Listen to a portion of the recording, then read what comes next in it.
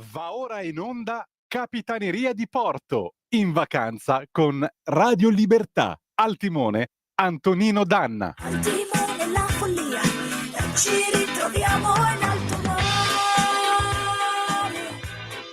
In alto mare.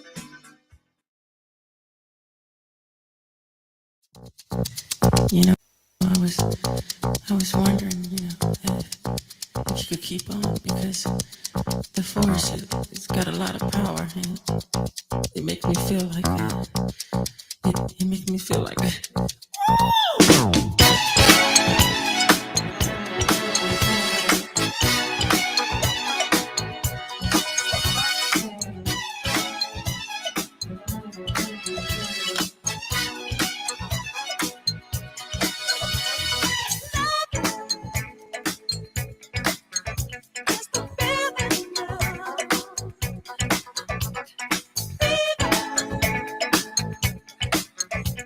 Just rising now. oh, power. It's the force that makes it happen. It makes no questions why. Ooh, get closer, Closer now. put my body now. Just let me tell you, you know. Keep on with the force don't stop till you get enough. Keep on with the force don't stop till you get enough. Keep on with the force don't stop till you get enough. Keep on with the force don't stop till you get enough. Touch me and I feel like ain't nothing like the love desire. I'm melting like hot candle. Sensation, A sensation. got me where we are. So take us through the L'anno era il 1979, questo è il disco start di Capitaneria di Porto di oggi. Michael Jackson, Don't Stop Till You Get Enough, non fermarti fino a quando non ne avrai abbastanza. Amiche e amici miei, ma non dell'avventura, buon pranzo, visto che sono già le 12:08 in questo momento. Siete sulle magiche onde di Radio Libertà. Questa è Capitaneria di Porto. Io sono come sempre Antonino Danna al microfono con voi. Cominciamo la nostra trasmissione. Anche qua i nostri consueti caveat: date il sangue, in ospedale serve sempre, salverete vite umane. Chi salva una vita umana salva il mondo intero. Secondo appello, radiolibertà.net. Fesso chi non lo legge, perché vi perdete un bellissimo giornale online dove ci sono liberamente il direttore responsabile Giovanni Sallusti, gli auto da fè di Giulio Cainarca, la rassegna stampa che sarebbe di Semivarin, ma io lo supplirò fino al 29 di agosto, videopillole e molta altra bella roba ancora. Allora, bella gente, vi ricordo anche le nostre consuete coordinate: 340 670 9659 per le vostre zappe o WhatsApp che dir vogliansi, oppure 029294 7222 se volete telefonarci attraverso il telefono, appunto, il magnifico apparecchio nato dalla geniale intuizione di Antonio Meucci, quando lo dirò io.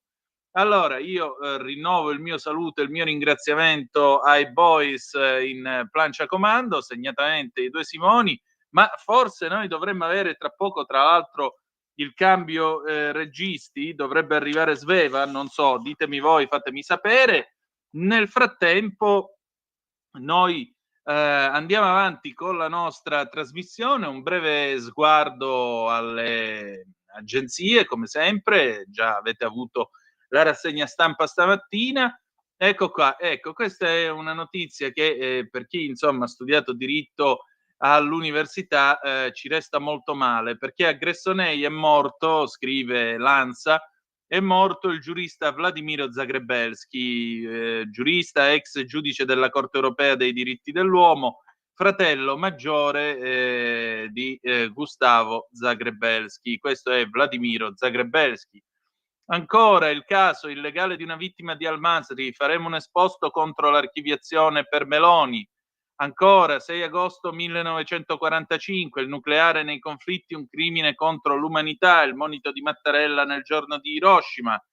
L'Ucraina, Wetkov incontra Putin al Cremlino, attacco russo su Zaporizhia. La scoperta da Pantelleria a Marte in un lago, i segreti dell'origine della vita, la sua acqua ha permesso di sintetizzare molecole chiave. La polemica, donate animali domestici per i nostri felini, bufera sullo zoo, disattivati i commenti alla notizia su Instagram del parco di Aalborg. Ma veramente, cioè, qui siamo a dei livelli il caldo dà alla testa, però questo Aalborg dov'è? Voglio proprio scoprire dov'è.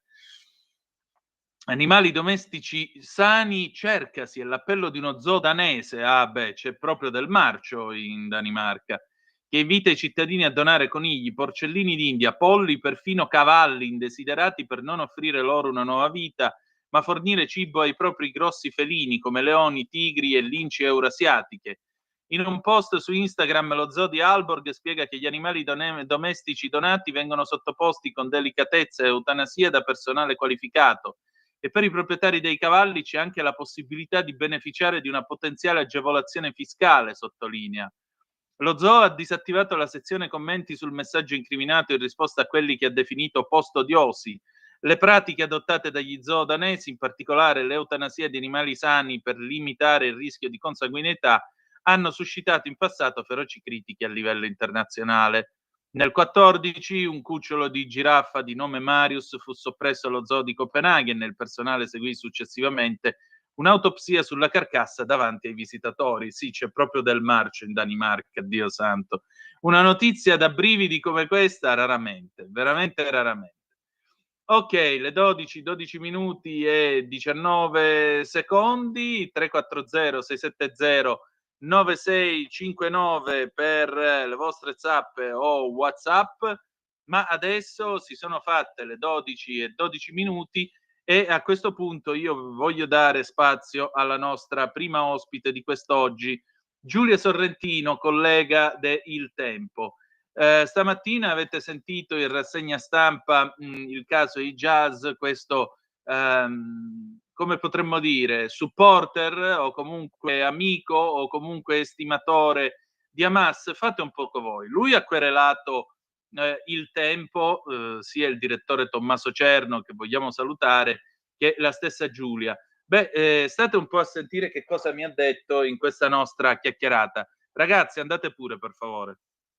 La mia gradita ospite di oggi è una brava collega del Tempo, si chiama Giulia Sorrentino. Varie volte io l'ho citata sia nella rassegna stampa che a Zoom. Oggi è qui con noi perché Giulia da tempo svolge una corta inchiesta sull'islamizzazione strisciante, e nemmeno tanto strisciante, in atto nel nostro paese.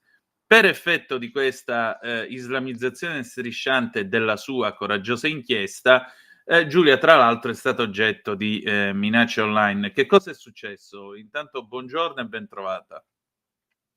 Buongiorno a te, grazie mille. Ma sì, diciamo che recentemente, oltre ai vari casi di cui sul Tempo ci siamo occupati, dell'islamizzazione, raccontando anche appunto le riunioni che si sono tenute al Parlamento europeo sul report degli 007 francesi, sull'allarme in Italia, su quanto appunto noi per primi come paese dobbiamo stare attenti e introdurre delle norme rigide e ferree su tutto questo, su questo panorama, controllando i fondi che sono, come Falcone ci insegnò con la famosa frase follow the money, sono diciamo il perno principale per riuscire a stanare quali sono i covi e quali sono gli obiettivi di determinati gruppi. Ora, l'ultimo caso in ordine di tempo di cui ci siamo occupati è quello di Suleiman Hijazi, che era presente alla Camera dei Deputati, invitato dal Movimento 5 Stelle nella persona di Stefania Ascari, e che si è fatto un selfie con Francesca Albanese, lui era lì in terza fila. E Soleimani Giazzi è una persona che il giorno dell'attacco del 7 ottobre scriveva "Oddio, grazie e buongiorno Palestina" con dei cuori verdi sul proprio profilo Facebook, verde, colore notoriamente dell'Islam e anche di Hamas. Questo ha suscitato, noi diciamo lo abbiamo scritto chiamandolo, dicendo che si trattava di un personaggio vicino ad Hamas, ma questo non lo dico io, lo dice Elnet in un report molto dettagliato uscito neanche un anno fa, era ottobre del 2024, in cui Elnet spiegava appunto i legami di due associazioni in particolari, cioè l'ABSPP e la API, che sono due delle tante organizzazioni che sono state fondate da Mohammed Hannoun, notoriamente uomo vicino ad Hamas, per cui è stato sanzionato. E lui viene visto proprio nel grafico messo proprio vicinissimo ad Hannoun ed è considerato uno degli uomini vicini ad Hannoun. Queste organizzazioni che sono considerate la propaggine di Hamas in Italia. Ora, quello che io, dopo il primo articolo, lui mi ha contattato su Instagram mandandomi un messaggio dicendomi: "Ma io sarei filo Hamas?" E ho detto: "Guarda, se vuoi sentiamoci, parliamo." Gli ho fatto delle domande. Visto che lui diceva che avevo scritto delle falsità, gli ho fatto delle domande, che avevo ripreso un post vecchio. Il post in cui lui parlava di Hamas come della resistenza, e visto che ha anche scritto che Hamas aiuta i palestinesi, fa tantissime cose, gli ho chiesto insomma se avesse cambiato idea, ma lui non mi ha voluto rispondere, come non mi ha voluto rispondere sull'origine del 7 ottobre, come non mi ha voluto rispondere sulla natura terroristica di Hamas. Tolto questo, è arrivata poi il comunicato che hanno fatto sui social lui e l'avvocato Bauccio del Foro di Milano, notoriamente, storicamente difensore di tutti i personaggi vicini al mondo dell'Islam, che ci ha accusato di aver diffamato il suo assistito. Ma non c'è nulla di diffamatorio, nel senso che noi abbiamo riportato le sue parole, quindi o si è diffamato da solo oppure noi abbiamo semplicemente fatto il nostro lavoro. Questo è poco ma sicuro, direi. Senti Giulia, mentre naturalmente ora vedremo se e quanto andrà avanti questa vicenda legale, ieri hai intervistato Anna Cisint sul fatto che lei ha sollecitato ed è pronta a portare in tribunale il sindaco di Roma Gualtieri sulla questione di una moschea abusiva che potrebbe sorgere in quel di Centocelle. Ecco, direi che le cose si tengono un pochettino tutte quante per mano. C'è un Islam che in Italia sostanzialmente è un po' insofferente davanti alla legge ed è un po' insofferente davanti alle regole, o sbaglio? Non è assolutamente così. Quella della Moschea di Centocelle è una vittoria che il tempo può rivendicare assolutamente, perché oggi sono stati posti i sigilli, c'è un fascicolo aperto alla Procura di Roma, perché noi abbiamo visto tutta una serie di storture, non ultima la destinazione d'uso che ha quell'immobile, nel senso che è un immobile che ha una destinazione d'uso di 4 che diciamo, per dirlo un po' a tutte le persone, sarebbe case di cure e ospedali, però non capiamo cosa c'entri con un luogo di culto. Allora, siccome è importante che si capisca che qua non c'è un'islamofobia, siccome tutti quando fanno i lavori a casa o devono diciamo fare dei lavori di ristrutturazione in un ufficio, piuttosto che devono chiedere dei permessi, devono avere l'agibilità, tutti noi pagando notaio, commercialista, e tutte le varie pratiche burocratiche che ne conseguono, facciamo il nostro dovere di cittadini, no? Certo. Peccato che non sia stata fatta la stessa cosa da loro, nel senso che loro hanno avviato i lavori e sono stati adesso apposti i sigilli per abuso edilizio, cioè ci sono dei locali totalmente abusivi che non dovrebbero sorgere lì, per cui adesso hanno tempo 60 giorni per rimuoverli, perché nel momento in cui era stato acquistato l'immobile quei locali abusivi non c'erano e loro li hanno costruiti. Ma non c'è solo questo, hanno preso circa 4 milioni di euro dal Qatar, 1,8 milioni prodotto, e anche lì c'è un grande punto interrogativo, di bonus 110%, e non capiamo come questo sia possibile, per cui c'è una serie di interrogativi oggi in mano alla Procura di Roma, che noi ci auguriamo faccia luce su questo, ma il messaggio importante è che c'è un grande disegno, e dobbiamo capire che qua si tratta della difesa dell'Occidente, perché diciamo la propaganda islamista non è tanto le donne col velo, tante delle quali non vogliono neanche indossarlo, è proprio la diffusione di valori in netto contrasto con l'ordine democratico che noi strenuamente, quotidianamente difendiamo, proteggiamo, a cui siamo arrivati con tanta fatica. Ed è un pezzo, è il pezzo fondante della nostra storia, quindi ci dobbiamo ricordare della Costituzione anche e soprattutto in questi momenti. Non possiamo permettere che persone come Chef Rubio parlino di morte ai diplomatici, parlino di morte al colonialismo, al suprematismo, al razzismo, all'odio antimusulmano. Non possiamo più permetterci queste frasi, e fin quando noi non apriremo gli occhi sul fatto che se rimaniamo in silenzio i primi a soccombere saremo noi, ce ne renderemo conto quando è troppo tardi. Questo è poco ma sicuro. In tutto questo però, naturalmente, uno dei punti cardine dell'islamizzazione del nostro paese, del rischio islamizzazione del nostro paese, è anche legato alla questione mediorientale e segnatamente alla guerra che è in corso a Gaza.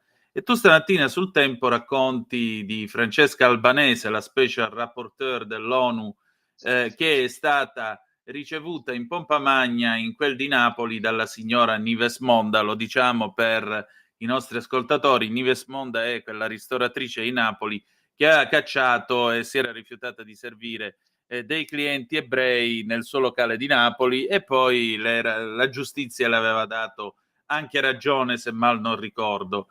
Ecco, Sì. questi gesti, questo andare in giro dell'Albanese, addirittura adesso tu non puoi nemmeno criticarla perché ti arriva o la querela da parte di qualche sostenitore o ti segnalano direttamente all'ordine.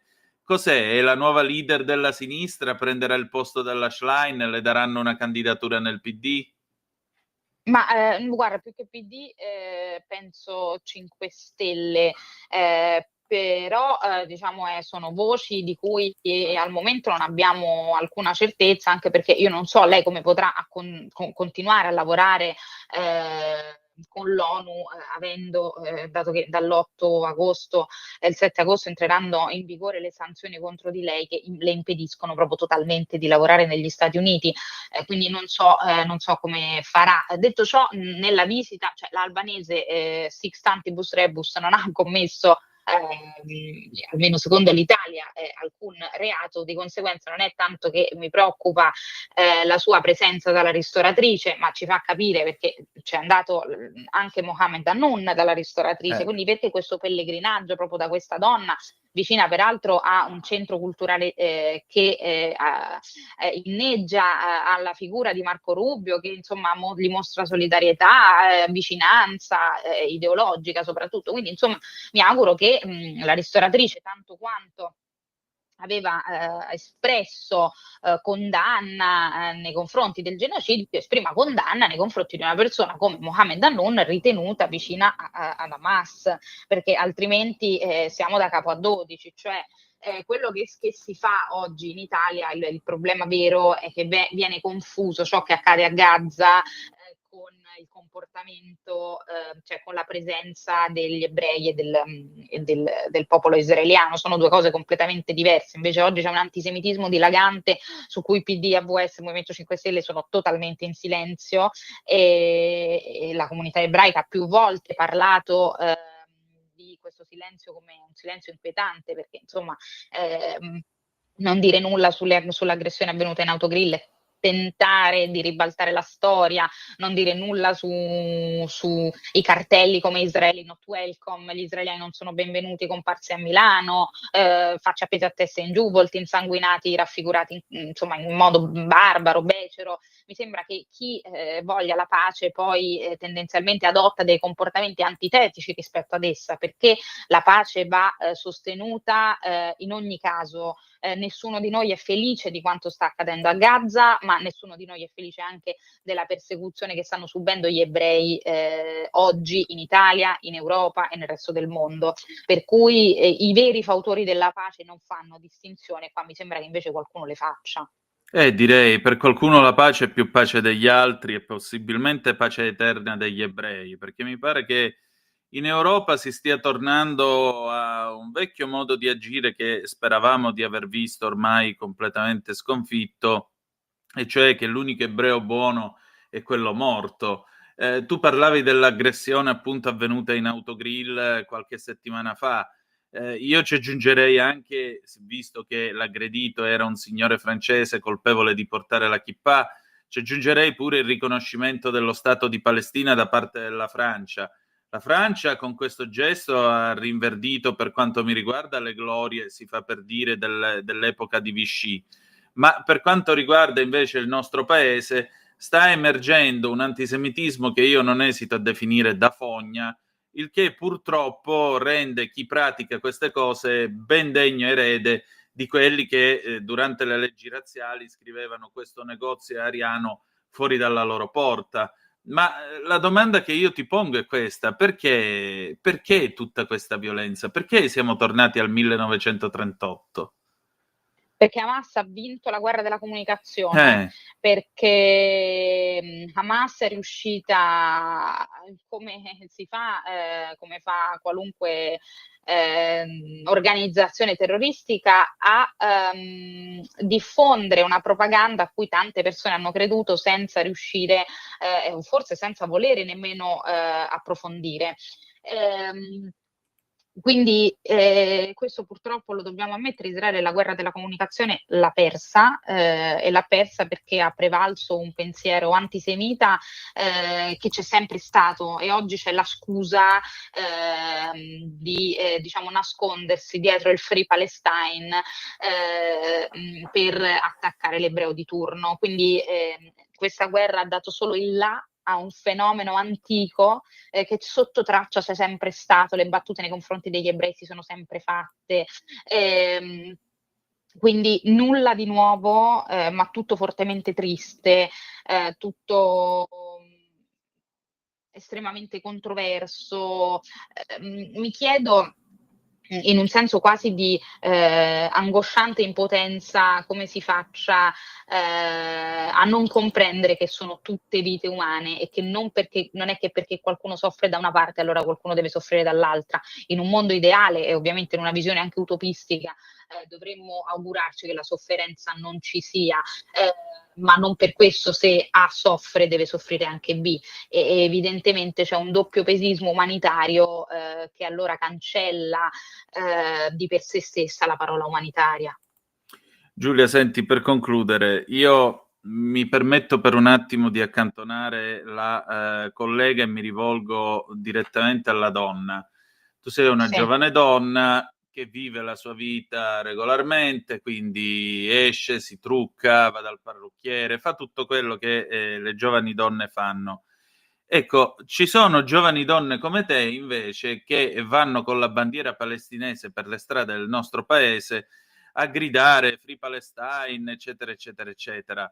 Ma come fa gente che gode dei tuoi stessi diritti di donna in questo Occidente, che nel bene e nel male, per quanto faccia schifo, comunque un cammino di liberazione della donna c'è stato, come fanno queste ad andare a tifare invece per un regime che alle donne riserva solo il ruolo A di incubatrici per figli e B pulizia di casa e svago sessuale?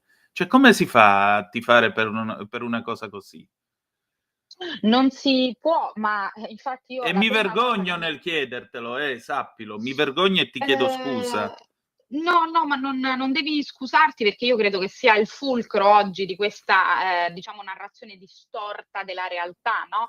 Il femminismo non è solo, cioè, c'è diciamo, un razzismo femminista, se vogliamo, cioè il femminismo che vale solo per dire che noi dobbiamo essere libere di andare in giro senza reggiseno, con i peli sotto le ascelle, insomma ci sono state varie mode che abbiamo visto, ma ci sono delle donne che sono veramente ghettizzate. Quando oggi si parla di violenza sulle donne, dimentichiamo la violenza che gran parte delle donne musulmane subiscono dalla mattina alla sera. Io sono profondamente vicina a loro, ho parlato anche con tante di loro che hanno il terrore anche solo di dire una parola, perché potrebbero essere picchiate, chiuse in casa, se già non lo sono, dai mariti. Ovviamente non sono tutti così musulmani, attenzione, parliamo dei musulmani radicali, radicalizzati, sono due cose molto diverse, ma spesso gli stessi musulmani che non vogliono essere radicalizzati vengono visti male dai radicalizzati, perché loro adottano, diciamo, un Islam normale. Ho parlato di recente con un musulmano che mi ha detto: sai, io vorrei pregare in casa, ma se non vado nel centro islamico e se non partecipo alla vita della comunità, vengo visto come un eretico. E quindi lui presenza e va lì nonostante le sue intenzioni non siano assolutamente quelle. E quindi i dettami dell'Islam radicale sono chiarissimi. C'è la Sharia, che è la sacra legge islamica, la donna viene spesso e volentieri purtroppo relegata neanche a un essere umano, a un soprammobile ad uso e consumo dell'uomo, che le fa fare 4 cose in croce. Ecco, ci sono donne a cui vengono chiuse anche le finestre affinché loro non possano essere oggetto del desiderio altrui, affacciandosi alla finestra e guardando per strada. Su questo il silenzio delle femministe è atroce, mi fa un male che voi non avete neanche idea, perché io mi definisco una femminista. Non mi piace definirmi femminista, perché il femminismo di oggi non ha nulla a che fare col femminismo di allora, non ha nulla a che fare con i diritti fondanti della vita di una donna. Per cui se mi devo definire femminista in base a quelle 4 donne che oggi sbandierano una serie di concetti propagandistici, non mi sento tale. Mi sento una femminista in difesa di donne private anche solo del diritto di parola, e chi non capisce questo, chi non capisce che c'è il rischio di un prevalere di questa mentalità proprio in Occidente. Vediamo il Belgio, la Francia, l'Inghilterra, la Spagna come sono state islamizzate. Se l'Italia non si rende conto di tutto ciò, del pericolo della sicurezza, del pericolo per i nostri valori, perché dobbiamo pensare ai nostri figli, alle future generazioni, a che cosa si ritroveranno. Se noi non capiremo questo, noi avremo fallito come paese, avremo fallito come padri, avremo fallito come madri, come cittadini, come politici, come nonni, come zii, come cugini, come amiche, come fratelli, come sorelle. Ognuno di noi ha un ruolo, e questo ruolo deve esserci, deve essere attivo, deve essere un ruolo proattivo, un ruolo che non solo distrugge ma ricostruisce, perché l'odio, la matrice dell'odio è terribile. Non è tramite l'odio che noi possiamo ricostruire. Noi dobbiamo ricostruire facendo vedere le cose negative, ma anche capendo come si può arrivare a un qualcosa di positivo per il nostro paese. Ricordiamoci quanto è centrale per noi il concetto di nazionalismo, di identità nazionale. Queste sono delle cose che non possiamo dimenticare, da cui non possiamo prescindere. E direi anche da cui costruire un'Italia diversa e realmente conscia di se stessa e realmente inclusiva, ma l'inclusione deve essere anche assimilazione dei nuovi arrivati, che non vuol dire cedere la propria identità. Esattamente. Giulia, io ti ringrazio del tuo tempo e un'ultima domanda, se non sono indiscreto: che cosa farai domani? Che cosa farò domani? Non lo so, lo scopriremo, perché adesso non te lo so ancora dire. Se vuoi dopo ci sentiamo e ti aggiorno. Va bene, buon lavoro. Anche a te, grazie ancora. Grazie. A presto, ciao. Ciao. Stai ascoltando Radio Libertà, la tua voce libera, senza filtri né censure, la tua radio.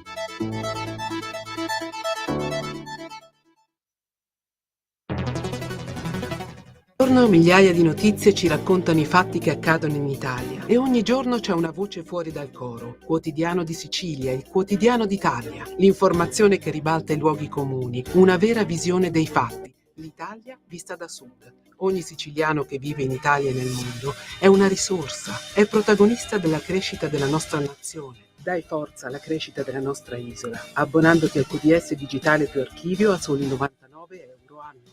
Quotidiano di Sicilia, il quotidiano d'Italia, una scelta di valore. Per la tua pubblicità visita il sito radiolibertà.net.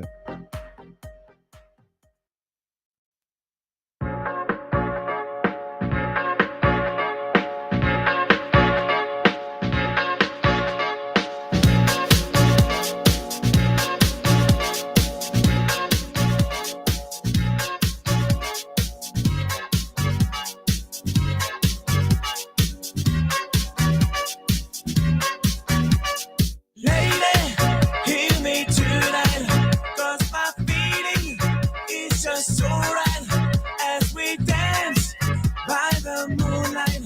Can't you see? You're my delight.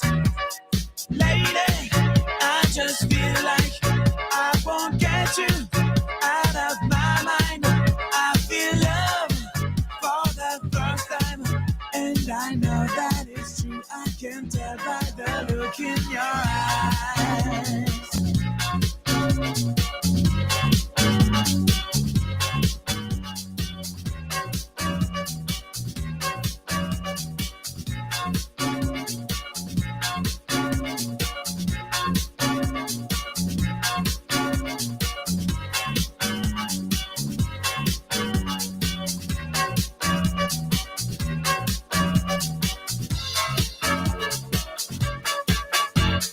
Lady, hear me tonight, 'cause my feeling is just so right as we dance by the moonlight.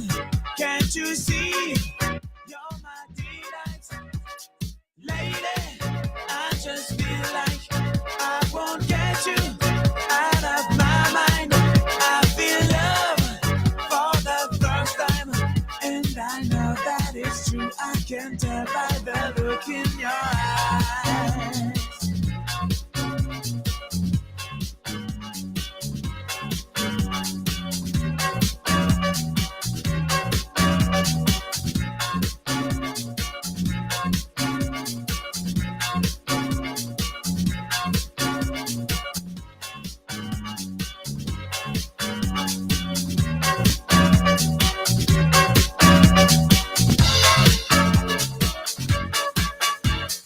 Lady, hear me tonight, 'cause my feeling is just so right as we I dance feel like by the down the moonlight. Can't you see? You're my delight. Lady, hear me tonight. Era l'estate del 2000, quando questo pezzo andava alla grande di Mojo, questo gruppo canadese, almeno il video è ambientato in Canada, e effettivamente è stata una delle grandi hit dei miei 20 anni, in quell'estate lontana, però che bella quell'estate. Orbene, le 12:37 minuti e 57 secondi, possiamo dire anche le 12:38, vi state attrezzando per il pranzo? Che mangiate oggi? Dai, fateci sapere che cosa mangiate oggi, raccontateci il vostro desco, come si apparecchia quest'oggi, se state già mangiando, se mangiate un po' più tardi, sapete che c'è un'Italia con l'orario settentrionale che mangia tra le 12 e le 13 e un'Italia con l'orario centro-meridionale fra le 13 e le 14, a seconda delle latitudini. Poi non lo so, siete al mare? Cosa fate? Vi prego. Io mi auguro che ci sia qualcuno tra quelli che mi sta ascoltando o vedendo. A proposito, questa è sempre Radio Libertà, io sono sempre Antonino Danna e questa è sempre la Capitaneria di Porto. Dicevo, io spero ci sia qualcuno tra voi che ha fatto la vera spedizione al mare anni 70. Ditemi che vi siete portati il tavolinetto con le sedie, la teglia con la parmigiana o con le lasagnazze o con quello che volete e voi oggi fate orario continuato sulla spiaggia. Mi raccomando, ripulite quando finite, perché non è che possiamo incentivare la sporcizia nei luoghi pubblici, anzi, a maggior ragione, per favore, se andate a fare picnic, scampagnate, robe varie, non lasciate munnez in giro, perché non è assolutamente il caso, perché siamo tutti gente civile. E però l'orario effettivamente si presta a elucubrazioni abbastanza lubriche su quello che c'è da mangiare oggi a tavola. Effettivamente io non ho idea su che cosa mi mangerò alle 2 finita la trasmissione, però vi dico la verità, mo che comincio a pensare all'ora di pranzo mi viene un certo appetito. Non so, ragazzi, voi avete fame? Famissima. Oddio santo, che ti mangeresti, Simone? Cosa non mi mangerei?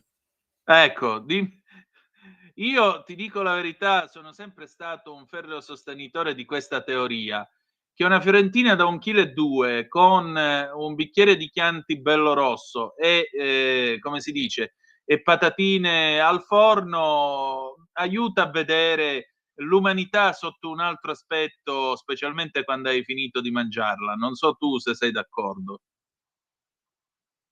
Basta che mi fai sedere a un tavolo, io sono davvero italiano da questo punto di vista, quindi Ha voglia, con tutta la roba bella che c'è da mangiare in Italia, hai proprio ragione, amico mio. Bene, 0292947222, se volete intervenire, apriamo il telefono, intanto continuiamo a dare un'occhiatina alle nostre agenzie. Sul caso Al-Masri, la Giunta per le autorizzazioni a procedere ufficializza i tempi, scrive l'ADN Cronos, voto entro ottobre. Lo fa sapere il presidente della Giunta, Davis Doria, a settembre la relazione per l'Aula, gli atti del Tribunale dei Ministri. Nordio, Mantovano, Piantedosi lo hanno scientemente aiutato. Ancora, vi dicevo, c'era l'Ucraina-Russia, l'incontro a Mosca tra Putin e l'inviato USA Witkoff, sanzioni, dice Trump, vedremo. Ora vediamo che cosa dice appunto questo take, questo lancio dell'agenzia ADN Cronos. Naturalmente l'augurio è che si arrivi al più presto alla fine di questa orribile guerra. Batte l'ADN che il presidente russo Vladimir Putin ha ricevuto al Cremlino l'inviato speciale di Donald Trump Steve Witkoff.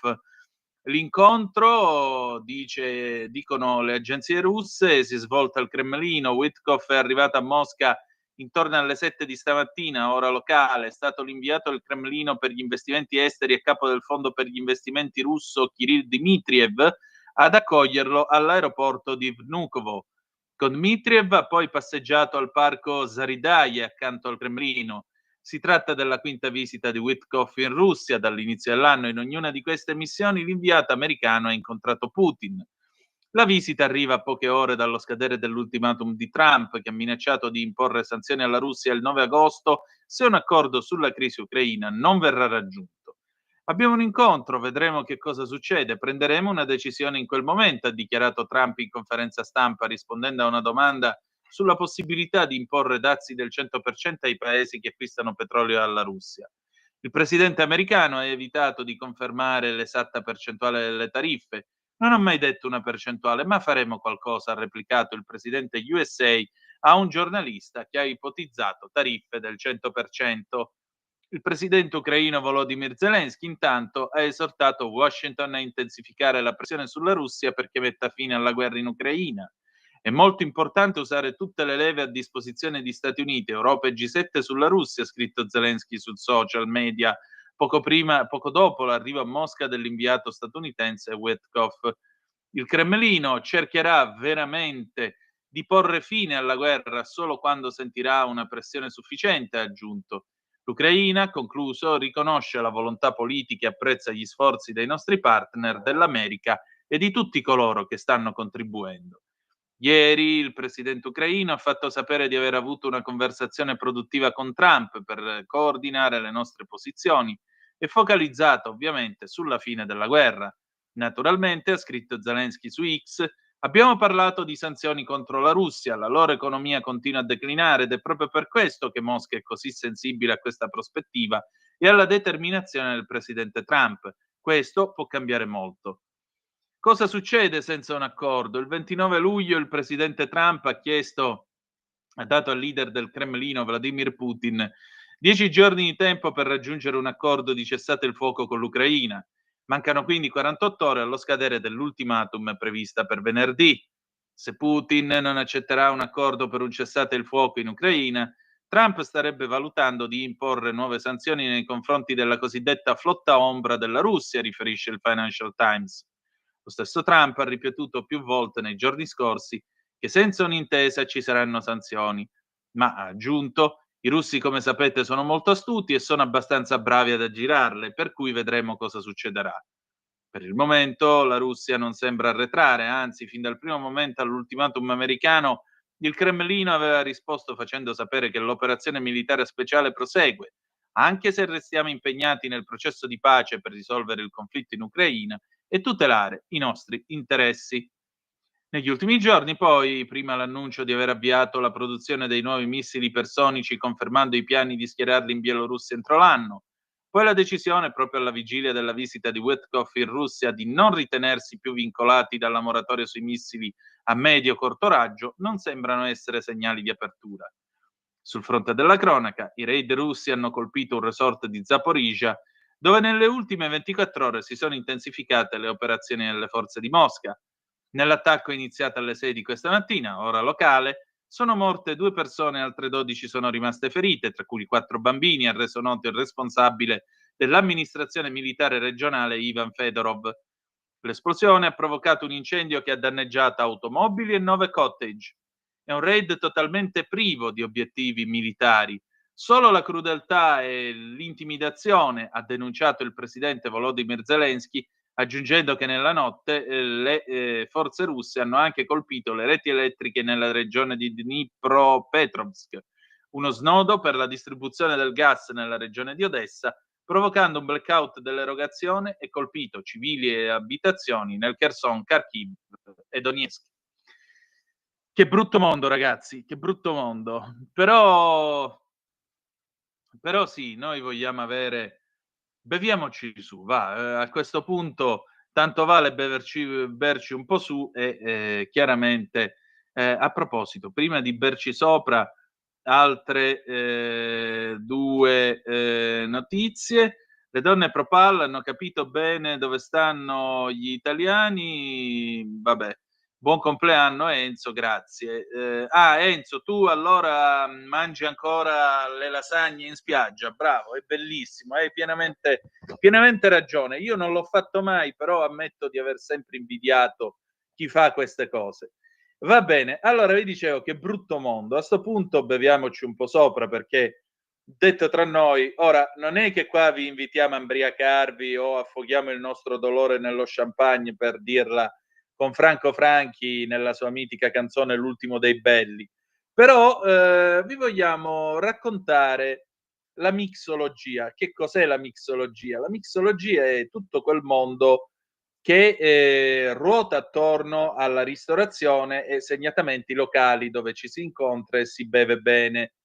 Naturalmente, primo, bevete con moderazione. Secondo, se siete minorenni, datevi una calmata, evitate, non lo fate. Ma al di là di questo, la cosa più interessante è che le ultime tendenze sono proprio quelle di bere prodotti analcolici.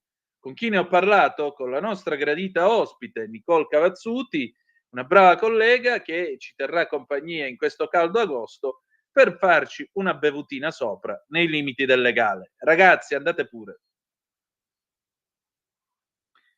E allora io ho il piacere di ritrovare Nicole Cavazzuti, valente collega conosciuta tanti anni fa in quel di Affari Italiani, ma ho il piacere di averla qui con noi oggi perché lei è una giornalista soprattutto conosciuta nel mondo della ristorazione, segnatamente dei locali, bar, lounge e così via, come Lady Cocktail. Nessuno meglio di lei in questo paese conosce il concetto di farsi una buona bevuta, e cioè farsi un bel cocktail, una buona preparazione alcolica e così via.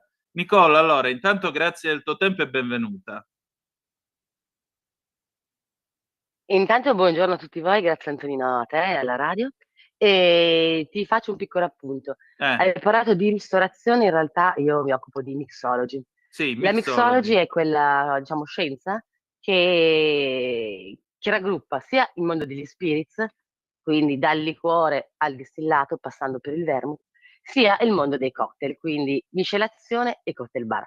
Per cui sì, sono 20 anni passa che faccio il lavoro di giornalista, ci siamo conosciuti circa 20 anni fa, e nel frattempo sono diventata molto verticale. Quindi estate l'idea era raccontiamo un po' cosa si beve, che dici? Direi, visto che tra l'altro è anche il mio Annuisce, Antonino, ma compleanno. non sento una voce, non sento, quindi non... No, io ti sento perfettamente, quindi non c'è problema. Io ti sento perfettamente.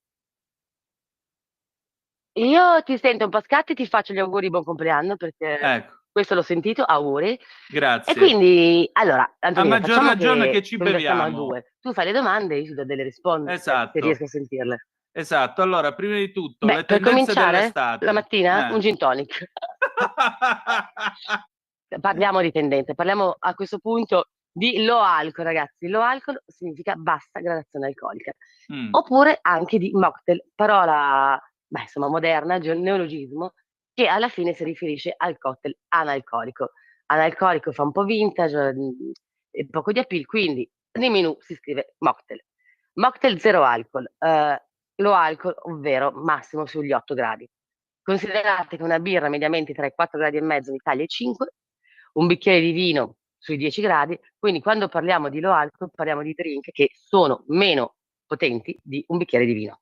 ecco, Questo mi sembra abbastanza, come dire, è importante chiarirlo ed è il sì, leitmotiv di quest'estate.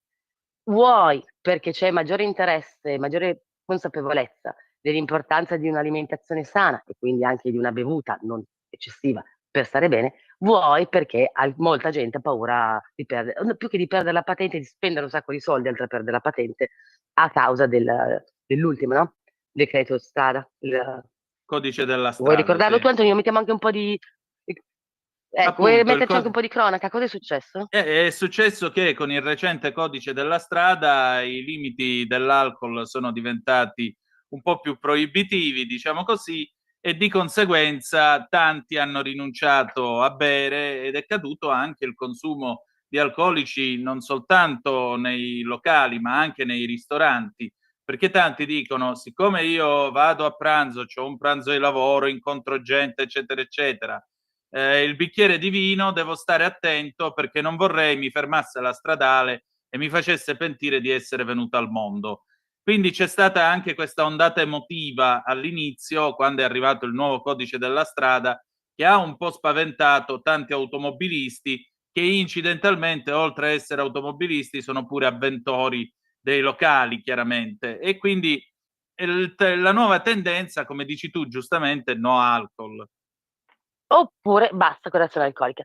Io vorrei ricordare a questo insomma, questo tema, che se uno beve un bicchiere di vino e ha mangiato, non perde la patente, ok? Perché poi abbiamo, come dire, creato un po' di panico e il bicchiere di vino e la birra, la 33, è concessa tendenzialmente, a meno che tu non pesi 30 kg e non stai mangiando, non avrai un tasso alcolico superiore allo 0,5, che è il limite massimo che possiamo raggiungere se guidiamo. Andiamo avanti. Che cosa si beve? Si beve quindi, sì, low alcol. E come si fanno i drink low alcol? Beh, innanzitutto tagliando il distillato con qualcosa di non alcolico, in particolare tonica e sode. Momento di boom di toniche e sode trainate da una, diciamo, new entry che si chiama Paloma. Antonino, conosci il Paloma? No, io ero arrivato al Sex on the Beach. Stiamo parlando degli anni 90. Allora, il Paloma è il drink più bevuto in Messico, più ancora del Margarita. È un drink semplicissimo da preparare perché si fa con tequila e soda al pompelmo. Piccola bordatura di sale, un goccino di sale all'interno del drink. Questo poi è un po', come dire, soggettivo.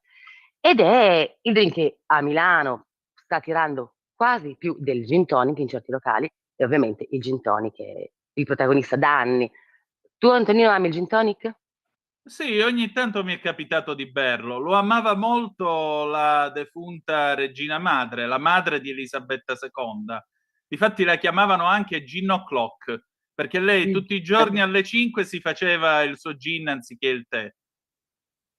Allora, il gin tonic perfetto è quello che piace a te, ok? Sì, IBA, International Bartender Association, ha creato una codifica dei drink più celebri del mondo e ha stabilito quali sarebbero le ricette ufficiali. Quindi, se uno volesse aderire proprio alla tradizione, va su internet, cerca IBA, scrive gin tonic e vede la quantità. Evidentemente, vi do un consiglio: il gin, visto che non siete al bar e dovreste avere spazio, lo inserite in freezer, in maniera che quando lo versate sul ghiaccio non c'è uno shock termico e il ghiaccio non si spacca. Evidentemente anche la soda va tenuta in frigorifero, ma mi sembra abbastanza scontato. Quale gin usare? Quello che preferite, ci sono 3 tipi di produzione di gin: London Dry Gin, il classico, no? Il Plymouth, piuttosto che voglio dire, il Gordons. Faccio dei nomi, si possono fare dei nomi in radio, ma Antonino? sì, dai, tutto sommato. Facciamo così. Metodo classico super secco. Il gin non ha praticamente zucchero. Il vecchio gin era il Ginevra, veniva dall'Olanda, invece era zuccheroso. Oggi praticamente non è più in commercio. Ci sono i London Gin, che non sono, che sostanzialmente invece di essere distillati tutto insieme, vengono distillato l'alcol e poi aggiunto la botanica in un secondo tempo, e quindi è una doppia distillazione. Ultimo metodo sono i gin che sono in compound, come facevano, Antonino, durante il proibizionismo, ovvero prendi dell'alcol e metti in macerazione le tue botaniche. Il metodo più semplice, puoi fare qualunque cosa, ed è anche per questo che il gin è molto, molto, molto oggi prodotto in Italia. Abbiamo più di 100 distillerie, lo sapevi, Antonino? No, non lo sapevo questo. Che sono state insomma trainate appunto dalla moda del gin tonic e di tutti i cocktail col gin. Sempre parlando di low alcol, lo spritz è un cocktail low alcol, evidentemente. Spritz, noi siamo abituati negli ultimi anni a vedere Aperol Spritz, Campari Spritz. Non so se ti sei accorto però che stanno lanciando e spingendo anche altri 2 prodotti. Vediamo se sei preparato, Antonino. Quali spritz vedi in giro? Eh, Mamma mia, dove mi Lo stai so, mettendo in portando? difficoltà. Lo so. Allora, intanto, sai che cos'è lo spritz? Come si fa lo spritz? Quali sono gli ingredienti? Allora, lo spritz dovrebbe essere una parte di prosecco, può essere, no? Sì. Sì. E poi un aperitivo analcolico tipo il Campari. Bitter, Sì, non il analcolico, bitter. alcolico. Ok, una parte di prosecco, una parte di bitter e un goccio di acqua. Sì. Sai com'è nato lo spritz? No, Sapete com'è nato lo spritz? no. Allora, lo spritz nasce ai tempi dell'occupazione austriaca, siamo nel Triveneto, gli austriaci arrivano, occupano Venezia, nel Triveneto appunto, e scoprono il vino veneto, bianco, molto più forte di quello loro locale. E quindi chiedono di sprutzen, se la pronuncia ragazzi non parlo tedesco, comunque il concetto è che spritz viene dalla parola tedesca che significa spruzzare, spruzzata di acqua, perché non potevano bere questo vino troppo forte. Siamo in un periodo storico ancora di povertà per quelli che stanno nel Veneto, ma appena la situazione economica migliora, in casa si producono liquori, bitter, no? E i contadini iniziano da soli a utilizzare, quindi lo spritz è un modo, un metodo di bevuta prima ancora che un cocktail codificato. Vale qualunque tipo di bitter, vale qualunque tipo di taglio. In Toscana Bianco Sarti. Adesso la recente tendenza è quella di spingere lo spritz con Cynar da una parte, ricordiamo che è morto da poco il fondatore, e dall'altra Select. Sì. Non solo. Ci sono un sacco di questi sono gli spritz arancioni. Lo spritz può essere anche verde, azzurro e giallo. E stanno andando tanto di moda, anche perché veramente è probabilmente il drink che quando arrivano gli stranieri ordinano di più ancora del Negroni in Italia. Giallo si fa col limoncello, tagliato col limoncello. L'azzurro con prodotti azzurri. Infatti ne cito uno, Venturo di Ageo, un altro Spinello, bellissimo nome, di Elio Carta, di Tassilio Carta. Verde T31. Ne ho detti soltanto alcuni, ma voglio dire, il mercato è pieno di prodotti, tendenzialmente questi coloranti sono tutti naturali, non sono più negli anni 90, no? Quindi Sì. c'è l'idea del colore, parla di tendenze, c'è un ritorno agli anni 90, sì, nel presentare il drink, il colore, la forma, ma la qualità è totalmente cambiata. Si sta attenti a che cosa si beve, si sta attenti che ci siano appunto alghe che colorano e non conservanti e non prodotti appunto chimici. E si sta super attenti al ghiaccio, Antonino. Altra tendenza, il ghiaccio è un ingrediente del cocktail e finalmente viene riconosciuto come principe, nel senso che tu puoi fare un ottimo drink, ma se il tuo ghiaccio è cattivo, che poi zero, hai usato un'acqua di non qualità, o peggio, o meglio, insomma è uguale, oppure l'hai ghiacciato male, quindi si scioglie subito, il tuo cocktail risulterà anacquato o di sapore sgradevole subito. Quindi la tendenza è di investire in ghiaccio, le palle, i grandi cubi che permettono una diluizione più lenta, quindi tu ti bevi questi drink e li assapori con la temperatura corretta per un tempo più lungo del passato. Che spettacolo. Mm. Nicole, ma con questo caldo non finisce che uno suda dopo aver bevuto il cocktail perché c'è dentro l'alcol? Beh, puoi sempre bere del tutto zero alcol e quindi andare su un gin tonic analcolico, un mojito analcolico.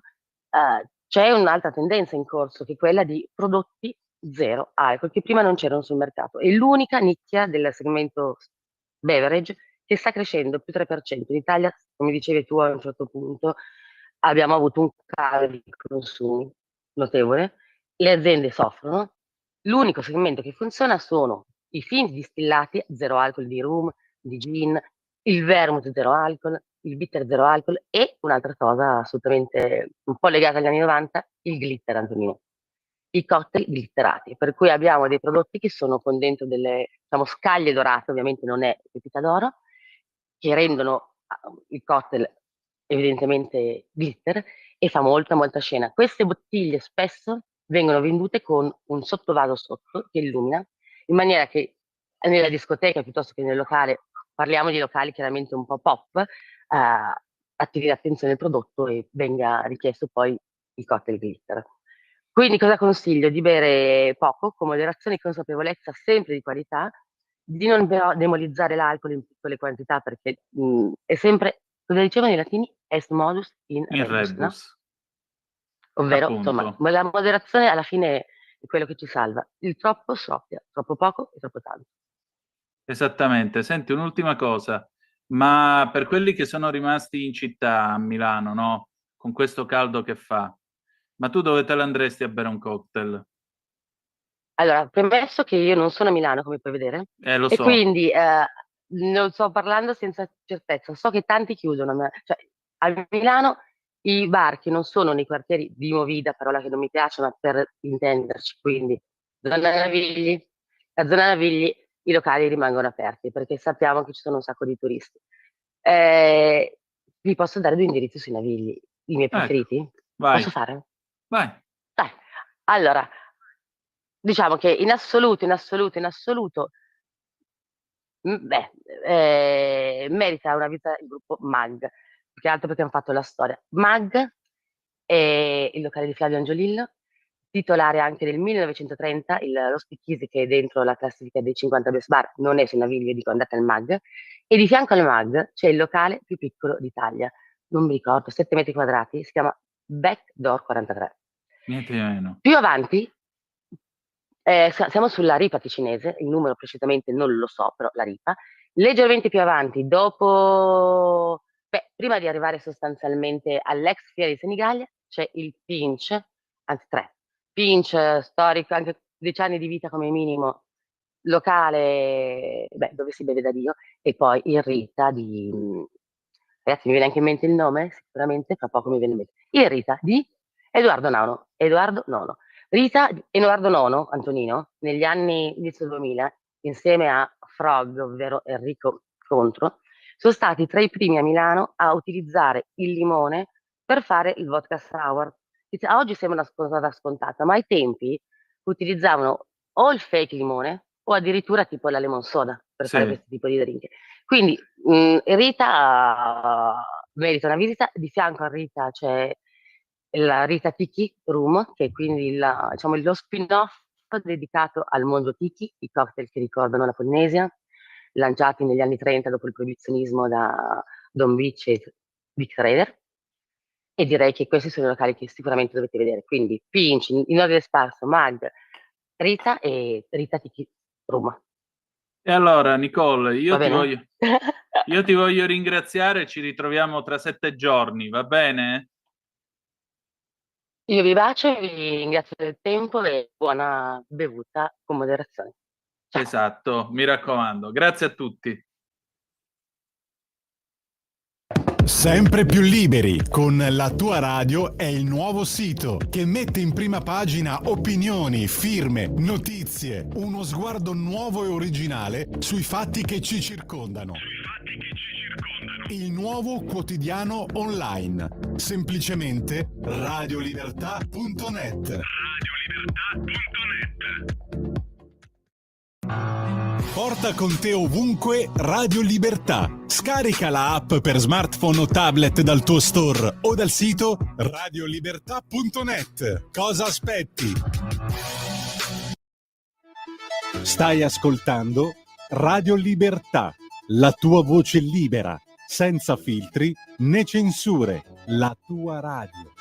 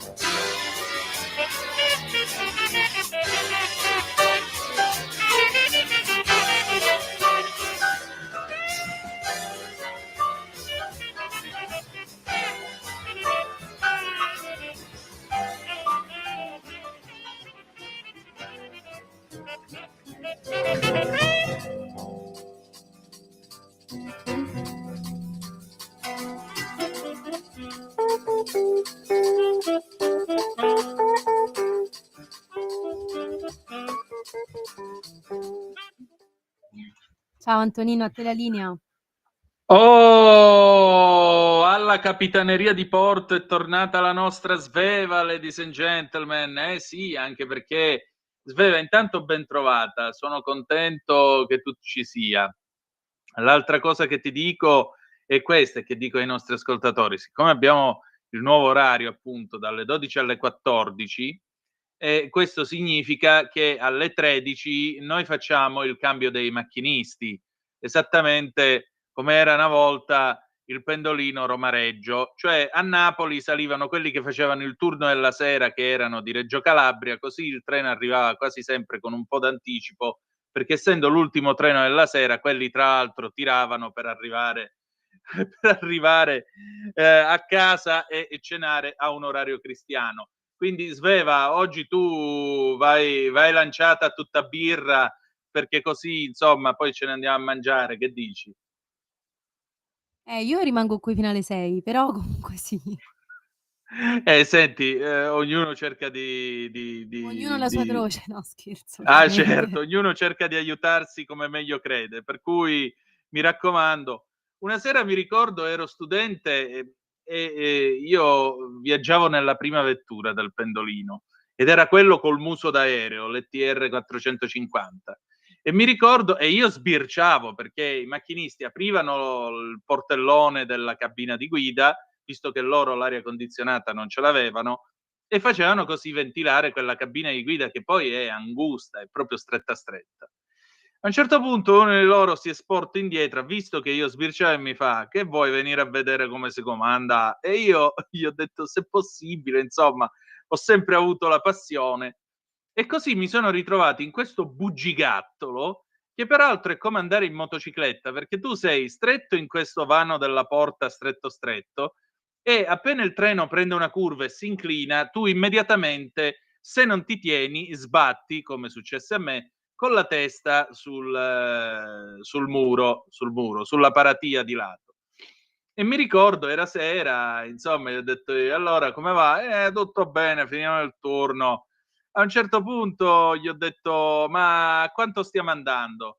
E c'era lì il tachimetro 160, e se c'era l'assetto cassa a 180 salivamo, perché se c'era appunto la possibilità se avessero avuto in funzione l'assetto cassa che faceva pendolare il treno nelle curve, avremmo potuto fare le curve a 180 anziché 160 all'ora. Però mi ricordo è stato uno dei momenti più adrenalinici della mia esistenza, perché vi assicuro che pigliare le curve con l'ETR 450 a 160 orari è davvero tanta roba, perché pare davvero di essere su una MotoGP e non su un treno. Ma queste erano le bellezze della tecnologia italiana degli anni '80, che ora non esiste più.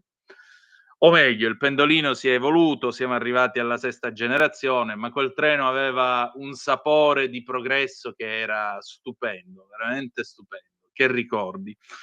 Vabbè, Sveva, dopo aver fatto la mia figura da boomer nei tuoi confronti, as usual, adesso alle 13, 12 minuti e 16 secondi avete ascoltato il Weather Report con Birdland del 1977, per una Milano da bere, una Milano socialista. Ecco, perché l'avrete riconosciuta, questa era la colonna sonora della famosa pubblicità dell'Amaro Ramazzotti, quella che negli anni '80 dice una Milano da vivere, da godere, una Milano da bere. E siccome abbiamo avuto appunto Nicole Cavazzutti che ci ha parlato di bevande analcoliche, quale migliore epilogo che mettere appunto il Weather Report con Birdland?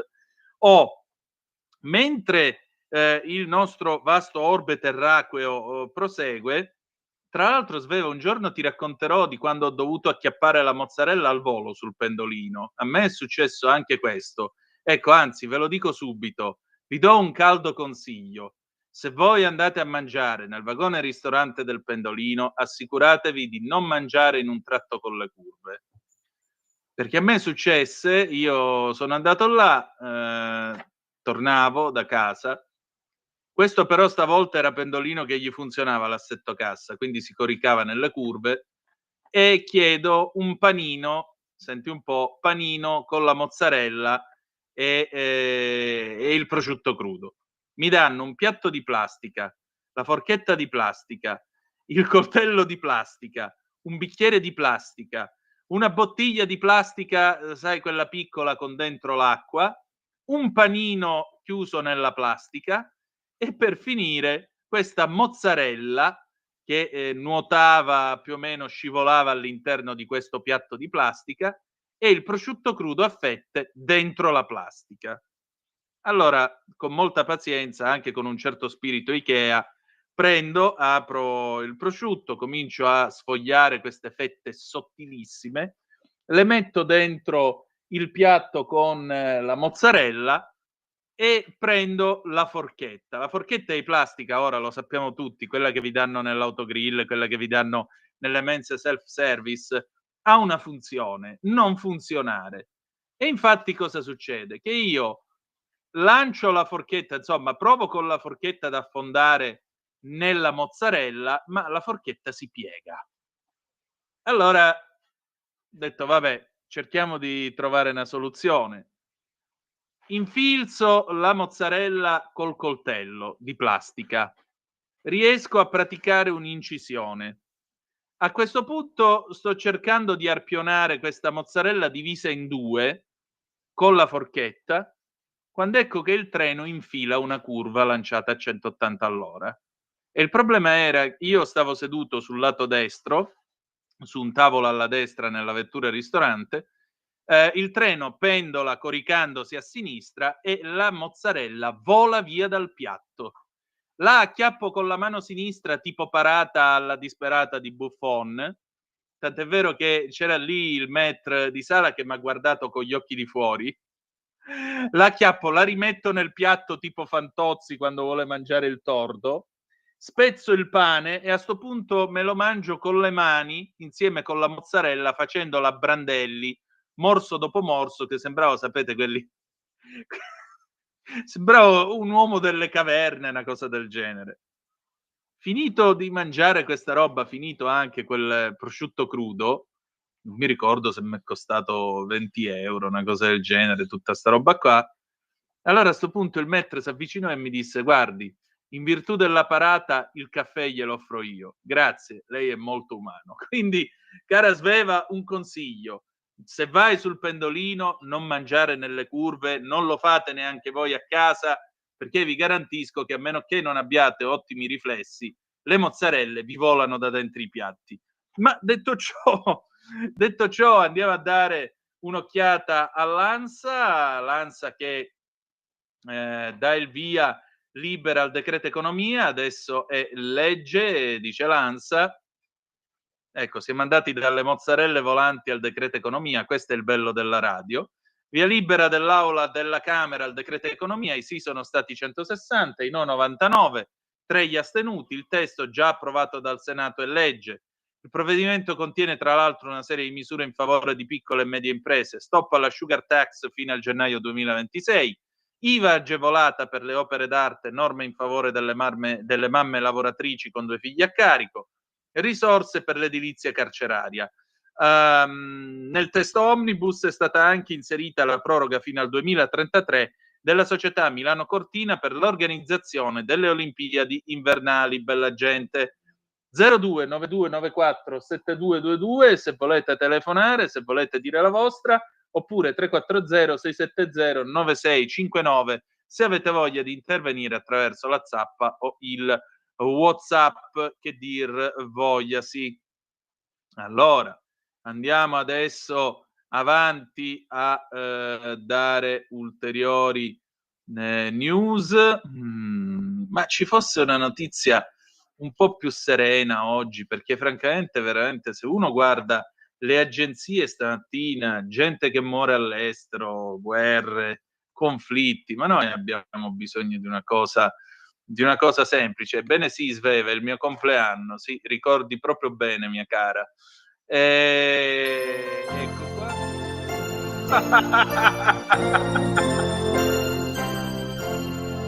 Tanti auguri a te, tanti auguri a te, tanti auguri. Tanti auguri Antonino, buon compleanno! Grazie Sveva, mi mancava con la musichetta. Io poi tra l'altro la sapevo in un'altra versione che puntualmente mia zia Santina cantava al momento del taglio della torta ed era tanti auguri a me e tanti auguri a te e la torta a me, perché Giusto. giustamente la Brava tagliava zia lei. Santina.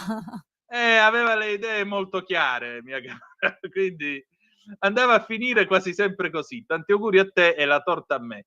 Va bene, senti Sveva, niente, grazie, mi mancava pure la musichetta. Nel frattempo, ecco qua Francis Ford Coppola, ve l'avevo detto già stamattina nella rassegna stampa. Francis Ford Coppola, dice l'ADN Kronos, operata a Roma, intervento è andato bene, il messaggio ai fan, il regista 86enne a Tor Vergata per rinnovare la procedura contro la fibrillazione atriale. Il regista Francis Ford Coppola, ricoverato al Policlinico Tor Vergata di Roma, è stato operato per l'ablazione della fibrillazione atriale. L'intervento di elezione, ovvero programmato, è stato eseguito dal professor Andrea Natale, a quanto apprende l'ADN Kronos Salute, ed è andato bene. Lo stesso Coppola aveva rassicurato i fan sulle proprie condizioni. In un post pubblicato questa notte, il regista del Padrino Apocalypse Now ha spiegato di essere in ospedale per eseguire un intervento di ablazione della fibrillazione atriale con luminare di questa tecnica, il professor Andrea Natale, rientrato in Italia proprio l'anno scorso dopo una lunghissima carriera negli Stati Uniti. Dada, come mi chiamano i miei figli, sta bene, ha scritto Coppola in nottata. Mentre sono a Roma, ha aggiunto il regista 86enne, sto approfittando per fare l'aggiornamento dopo 30 anni della procedura contro la fibrillazione atriale col suo inventore, un grande medico italiano, il dottor Andrea Natale. Sto bene, ha concluso Coppola. Molti i commenti di star sollevate alla notizia, tra i primi Sharon Stone, che ha scritto "Ti amiamo dolcezza". Coppola è arrivato ieri a Tor Vergata, scrive ancora l'ADN Kronos, direttamente dall'aeroporto dopo un volo che lo riportava in Italia dagli USA. Nell'ultima settimana il regista 86enne ha collezionato una serie considerevole di lunghi voli aerei e anche per questo si sarebbe deciso ad anticipare l'ablazione già programmata, approfittando della presenza in Italia del professor Natale. Coppola era stato in Italia negli ultimi giorni di luglio per presentare una proiezione del suo film Megalopolis al Magna Grecia Film Festival di Soverato, in provincia di Catanzaro. Poi è tornato negli USA per un'altra serie di presentazioni di Megalopolis, prima a San Francisco il 1 agosto e poi a Portland il 3 agosto. Megalopolis, film epico autofinanziato da 120 milioni di dollari con Adam Driver, Aubrey Plaza, Shia LaBeouf, uscito a settembre con incassi deludenti, solo 14 milioni di dollari al box office e recensioni contrastanti, è frutto di un progetto durato decenni. Coppola tenne la prima lettura del copione con potenziale cast a San Francisco nell'88. Per realizzarlo, Coppola ha investito soldi propri e ipotecato alcuni dei suoi vigneti in California. Auguroni a Francis Ford Coppola, c'è una telefonata, pronto, chi è là? Auguroni a te Antonino, buon compleanno, tanti auguri. Ciao Franky, come stai? Ciao, bene, bene, bene. Allora anche te, anche quest'anno hai timbrato il traguardo, un anno in più e via. Ringraziando Dio che ci siamo arrivati, quindi va bene così. Sì, beh, io c'ho tempo a novembre, dalla tua cifra aggiungene 10 e sarà il mio compleanno, quindi arriviamoci, va, che dopo così siamo a fine anno e speriamo che non ci siano sorprese brutte, insomma, con quello che si sente. Più che altro, va bene, le guerre, quelle lì oramai purtroppo sono situazioni che stanno anche se uno ha ragione per dire come ha mosso guerra, però stai un po' andando verso la parte anche del torto, cioè troppo pugno troppo duro e ci rimette sempre la povera gente, che sono quelli che sono lì a prendersi le bombe. Chi può se ne scappa via prima, altri invece vedono un po' cosa fare, però la maggior parte poi dopo senti ai telegiornali le disgrazie, tanta gente morta, bambini e così. Speriamo che trova una quadra, che finiscono, che si mette d'accordo, ma in questo mondo purtroppo che regola il dio denaro ogni cosa la vedo un po' dura e continueranno così. Poi anche un discorso che qui in Italia va bene, oggi il ponte sullo stretto finalmente dopo tanti anni viene realizzata questa struttura che speriamo sia veramente di slancio per tutto il meridione, che porti tanto lavoro anche giù, così almeno sono contenti, c'è lavoro anche giù, e che le mafie non entrino troppo, si tenga a controllare bene gli appalti e si faccia un bel lavoro che poi sia duraturo per 1000 anni, ecco, perché sentivo che è stato praticamente garantito a prova di onde, vento, terremoti importanti così, quindi è una cosa fatta con criterio. Sono più che convinto che sia fatta con criterio, perché anche le ditte verranno scelte con un certo criterio e non così alla carlona come si fa in Italia, e il lavoro venga compiuto così. Tra qualche anno magari lo proverò, quando sarò in pensione vado giù in Sicilia e proverò il ponte a vedere un po' questa novità, lo farò più che volentieri se avrò la possibilità. E niente, con Perché questo no? io ti saluto, Antonino, ti faccio ancora gli auguri, e te sei sempre una persona molto molto preparata, e vedo che lì in radio sei molto considerato, perché quando c'è bisogno Antonino risponde, ma risponde sempre alla grande, con puntualità, precisione, professionalità e gentilezza e molta intelligenza. Antonino, ti mando un grosso abbraccio, visto le dimensioni, e ci sentiamo presto. Buona trasmissione, buona continuazione. Saluto anche la Sveglia Energia, che è molto gentile anche lei, è brava quella ragazza lì. Ciao, ci sentiamo. Grazie Francesco, i 200 euro sono sotto il lavandino in bagno comunque. Allora, batte adesso Lanza, a proposito, chiede il CIPES al progetto definitivo del ponte sullo stretto, quindi dopo anni di discussioni e discorsi vari si fa. E la parola fine è stata messa su questa parte di telenovela del ponte sullo stretto, per cui c'è la volontà del governo, la decisione c'è, e quindi quest'opera storica verrà costruita. Io spero diverrà una delle meraviglie del mondo moderno, soprattutto sarà la fine di un mondo. Vi dico questo. Nei tempi antichi, raccontava Leonardo Sciascia, chi riusciva a fare la traversata andata e ritorno dello stretto era considerato figlio della fortuna, e il cappello che aveva portato nel corso del viaggio veniva messo in testa alle partorienti perché potessero partorire senza intoppi. Nel 1899 venne sviluppato il sistema di traghetti come lo conosciamo oggi. Il primo treno che venne traghettato fu l'Espresso Roma-Siracusa, che arrivò peraltro in ritardo, perché in Italia non ci facciamo mancare certe abitudini. I traghetti poi da allora sono stati, prima da Reggio Calabria, poi dal 1905 con il tragitto più veloce che è da Villa San Giovanni, che è più vicino, sono stati una costante nello Stretto di Messina. Pensate che l'unica volta storicamente si sono fermati, al di là degli scioperi, soltanto quando durante la Seconda Guerra Mondiale a un certo punto l'armata americana ha dovuto attraversare lo stretto, e quindi i bombardamenti sono stati tali che il traghettamento è stato sospeso per alcuni giorni, fino a quando poi, passati gli americani sull'altra sponda in Calabria, il servizio ha potuto riprendere. Attraversare lo stretto non è facile, perché comunque stiamo parlando di uno dei bracci di mare più trafficati al mondo, con delle condizioni meteo marine non facili, ci tira vento tutto l'anno. Pensate che se a Punta Pezzo, dove comincia lo stretto, venisse messa una paratia di vetro capace di arrivare fino al fondo del mare, voi vedreste che tra il Tirreno e lo Ionio, che comincia di fatto lì, c'è un dislivello di 40 centimetri. E quindi questo genera continuamente i gorghi, che poi sono stati Scilla e Cariddi, che creano le forti correnti che ci sono nello stretto, perché ha un'imboccatura appunto stretta e poi come un imbuto si allarga verso il basso, verso ampie profondità, e questo coopera a renderlo un tratto di mare difficile.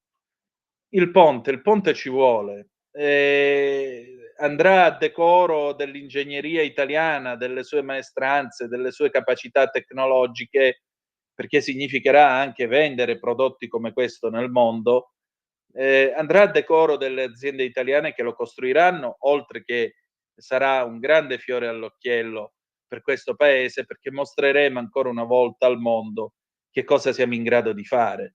Abbiamo costruito per primi l'alta velocità ferroviaria, poi ci siamo fermati e i francesi ci hanno battuto nell'81.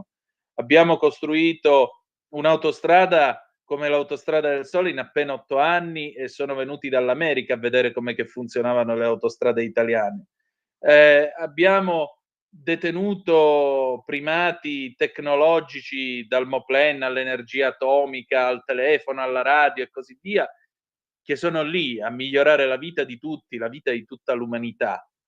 Per cui a maggior ragione questa può essere una grande iniezione di fiducia e anche di orgoglio patrio, se permettete, perché quando la prima macchina passerà su questo ponte vedrete che tutte quelle polemiche inutili che sentiamo sui social, che vediamo in giro e quella saranno completamente spazzate via. Certo, dopo sarà interessante andare a cercare chi era contro, chi metteva la faccina che rideva, per dirgli adesso che fai? Lo paghi il pedaggio e ci passi? Oppure no? Quindi va bene, le 13:30, pausa e poi torniamo con gli Who, Pinball Wizard del 1969, perché tra poco c'è niente po' di meno che il mercatello di aria fritta. Di che parliamo oggi? Di Flipper.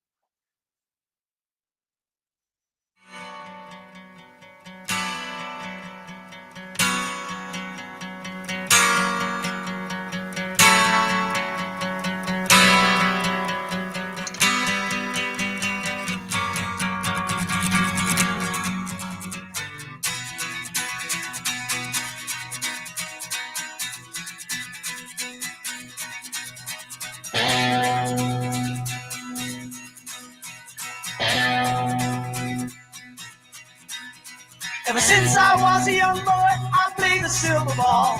From Soho down to Brighton, I must have played them all. But I ain't seen nothing like him in any amusement hall. That deaf, dumb, and blind kid sure plays a mean pinball.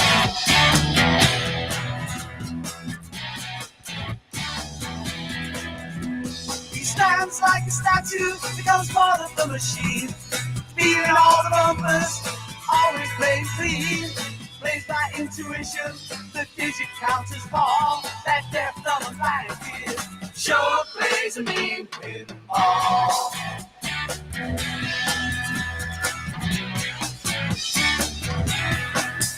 He's a pinball wizard, there has to be a twist. A pinball wizard's got such a supple wrist. How do you think he does? I don't know. What makes him so good? Ain't got no distractions, can't hear no buzzes and bells. Don't see no lights flashing, plays by sense of smell. Always gets a replay, never seen him fall. That deaf, dumb, and blind kid sure plays a mean pinball.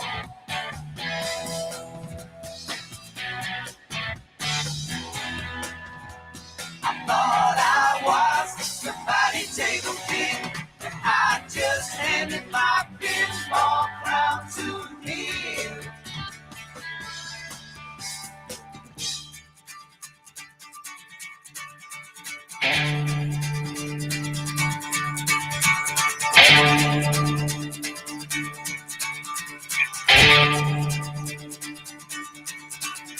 Even on my favorite table, he can't beat my best. His disciples needed him, and he just does the rest. Stop crazy, flipper fingers, never seen him fall. That deaf, dumb, and blind kid sure plays a mean pinball.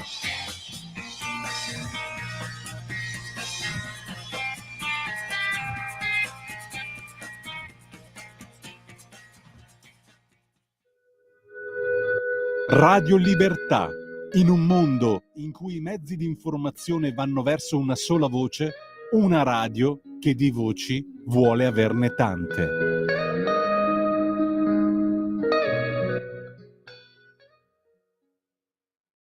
Un nuovo modo per sostenere la tua radio. Visita radiolibertà.net. Ti basta un click e potrai versare il tuo contributo volontario direttamente online. Potrai donare con ogni tipo di carta di credito, anche prepagata. Ti aspettiamo online su radiolibertà.net. Sostieni la tua radio con il tuo contributo volontario. Radio Libertà. La tua radio. Diamo voce alla nostra gente.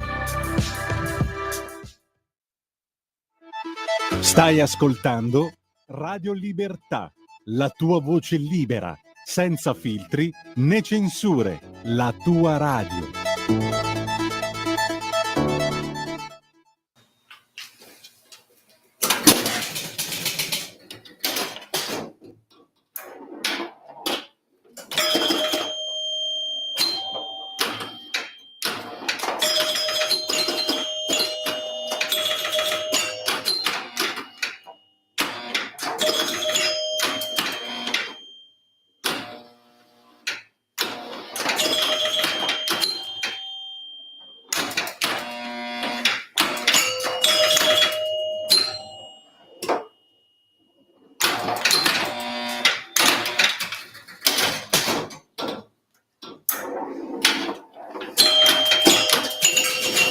E allora mi sa che lo avrete riconosciuto tutti, il rumore familiare. Questo è un Eldorado del 1975 ed è il Flipper. Bene, sì, siamo al mercatello di Capitaneria di Porto. Lo dico per Sveva perché lei giustamente non c'era quando abbiamo cominciato il mercatello. Che cos'è? Non è che qui scambiamo cose o vi invitiamo a comprare i flipper, no, semplicemente mercatello sono l'idea di quei mercatini che ci sono nei paesi d'estate dove la gente si incontra, non necessariamente compra, però è quella allegra confusione fatta di tante cose che si possono vedere o comprare o semplicemente ammirare nei nostri paesi e paesuzzi. E allora in questa puntata parliamo del flipper, signore e signori. Il flipper è un oggetto che è arrivato dall'America negli anni 50 in Italia e tra l'altro all'inizio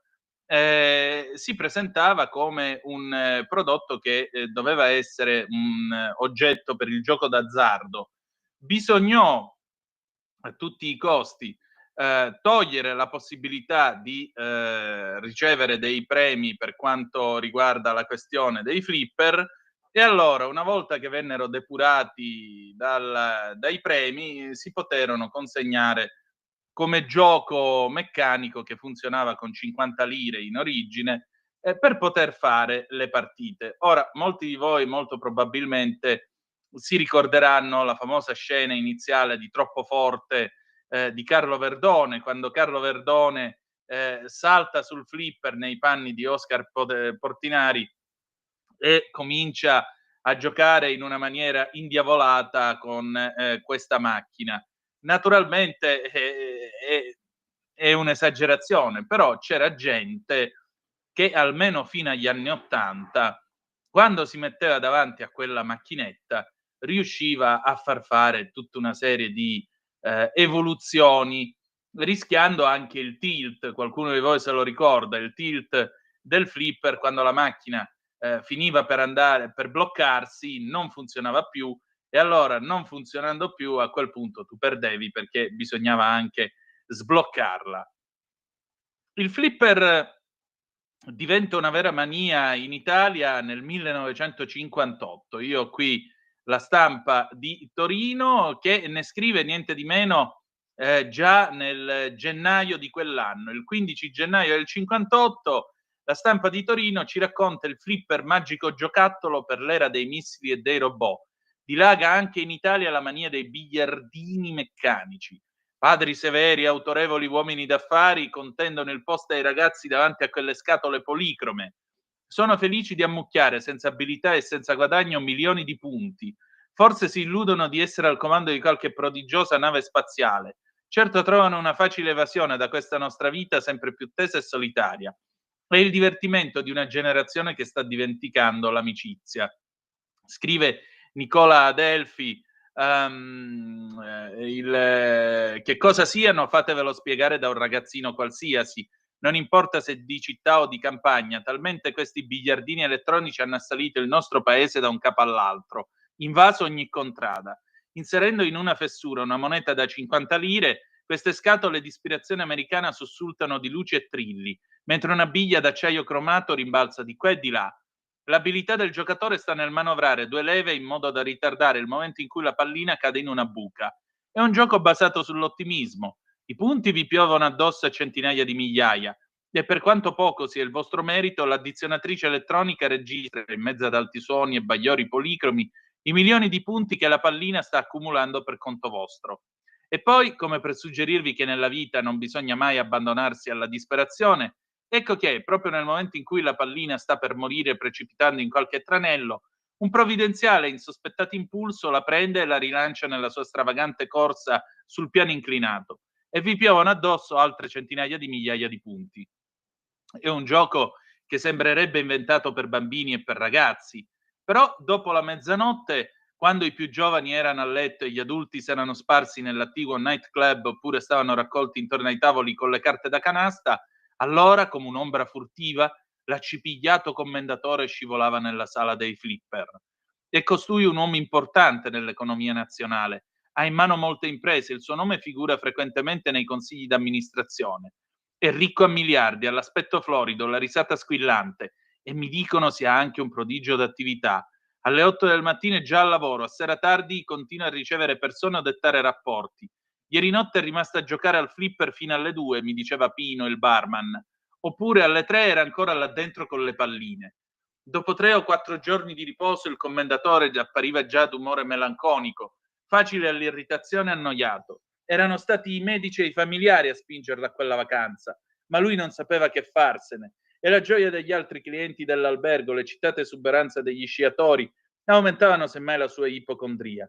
Con molti conoscenti scambiava il saluto, ma con pochi attaccava discorso. Cercava di interessarsi alla lettura di un libro giallo, ma presto lo dimenticava in un canto.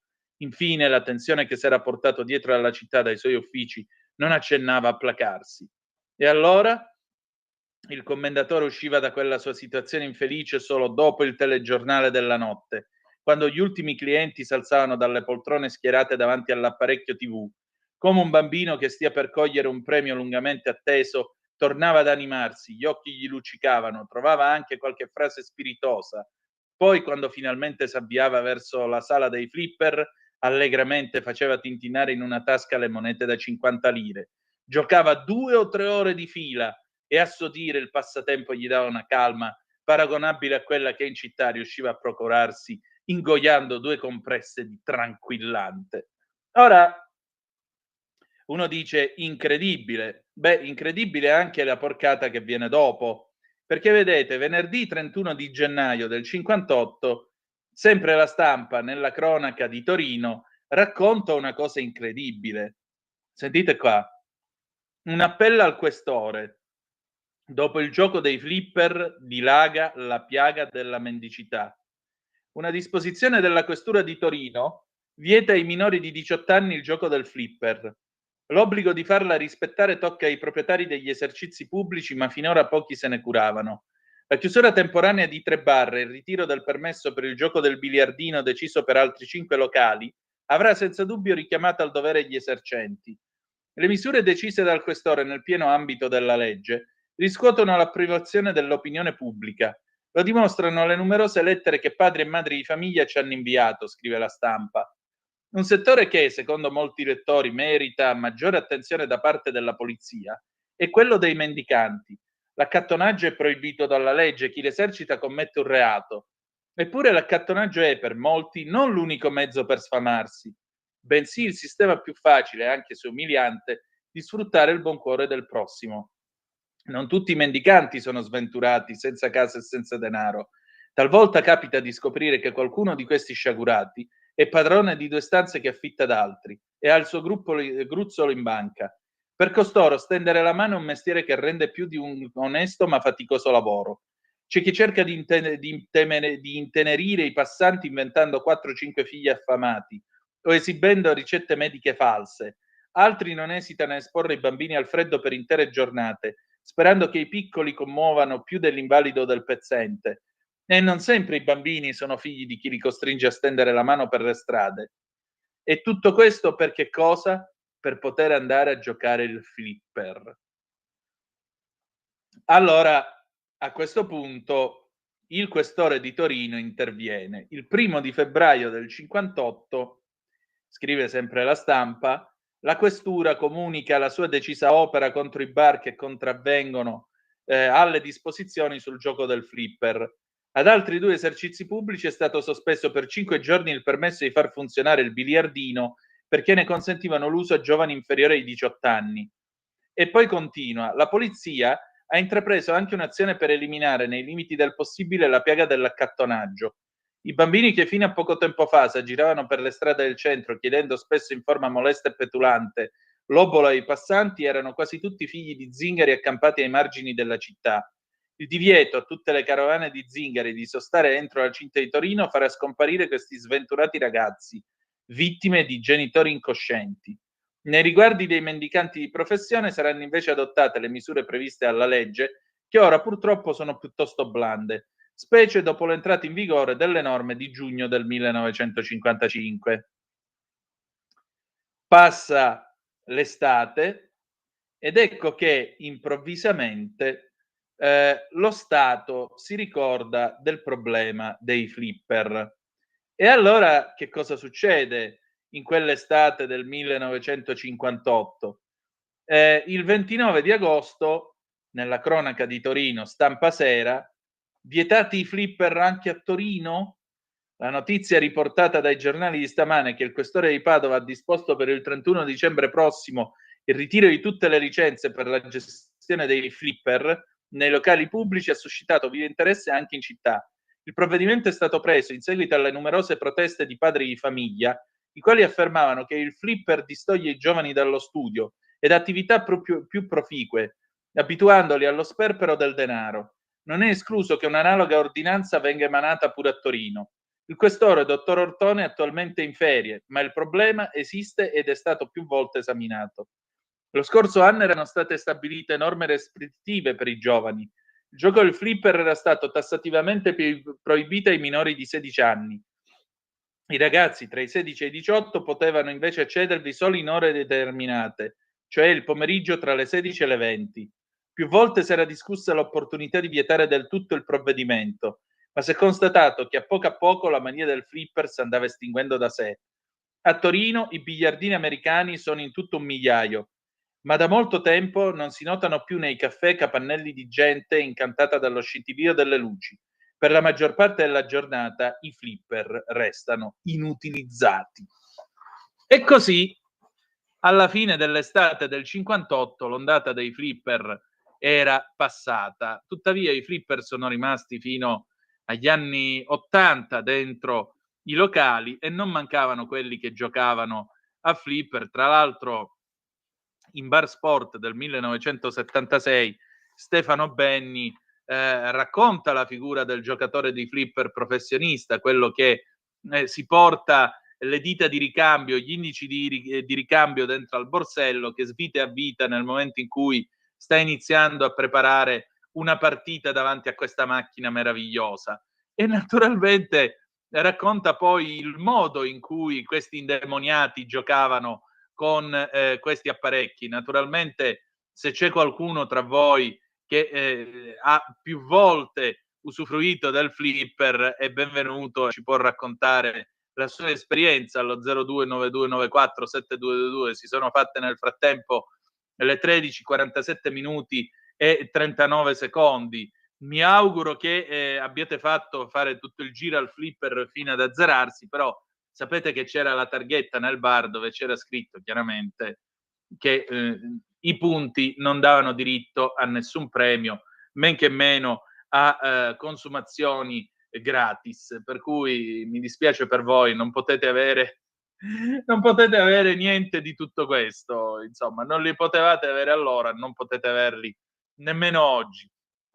Va bene, noi chiudiamo qua questa pagina del Mercatello dedicata al flipper, che è stato tra l'altro uno degli arredi da bar degli anni 70, 80 tra i più gettonati e tra i più diffusi, e di solito, tra l'altro, il flipper condivideva la sua esistenza vicino a un altro apparecchio che qualcuno di voi, anzi molti di voi, ricordano e anch'io ho fatto a tempo a utilizzare. Qual era? Molto semplicemente il telefono a gettoni, che vegetava nell'angolo vicino al flipper, per cui tu quando giocavi inevitabilmente quello che telefonava sentiva tin tin tin tin tin, pum pum pum, pium pium pium, tutta quella roba lì. Chiudiamo con Stefano Benni, da Bar Sport 1976. Un bar sport possiede un richiamo tanto maggiore quanto più organicamente possiede attrazioni. Ad esempio, è perfettamente inutile che un bar possieda un buon biliardo se non ha un buon scemo da bar. E parimenti, un bar che possiede uno scemo di ottima qualità non può competere con un bar che abbia un mediocre scemo, ma possa sfoggiare un ombrello dimenticato da Haller. I bar di più classe hanno un vero e proprio mercato d'attrazioni con prezzi pregiati. Un buon tecnico da discussione del lunedì, ad esempio, viene valutato $500,000. Un fattorino cantante con sopracciglio basso vale almeno 2 flipper, o a preferenza un flipper e una foto gigante firmata da Bartali sull'ISO hard. Ma vediamo i dettagli. I flipper. Ogni bar sport ha un flipper o 2 e almeno un giocatore professionista di flipper. Il flipper funziona a gettoni, bottoni, piccoli biscotti, rondelle, con qualsiasi oggetto rotondo che non sia una moneta da 50 lire. Se nel flipper viene introdotta una moneta da 50 lire, esso emette un rumore strozzato, vibra per alcuni secondi e si blocca. Allora bisogna chiamare il padrone, il quale tira un calcio al flipper, che subito non restituisce la moneta. A questo momento dal fondo della sala si alza un individuo che sa tutto sui flipper. Egli chiede una chiave inglese e del filo spinato. Dopo un'ora se ne va, dicendo che in tutta la sua carriera non ha mai incontrato un flipper così e che di sicuro c'è un errore di costruzione. Quasi sempre questi individui segano le gambe del flipper e compiono altri atti di sadismo senza minimo risultato. Per far funzionare la macchina, l'unica maniera è introdurre una coramella da idraulico. Il flipper riprenderà a funzionare restituendo 50 lire false. Il flipper di buona qualità emette ogni 1000 punti degli spari fragorosi, tanto che molti clienti alzano le mani in alto.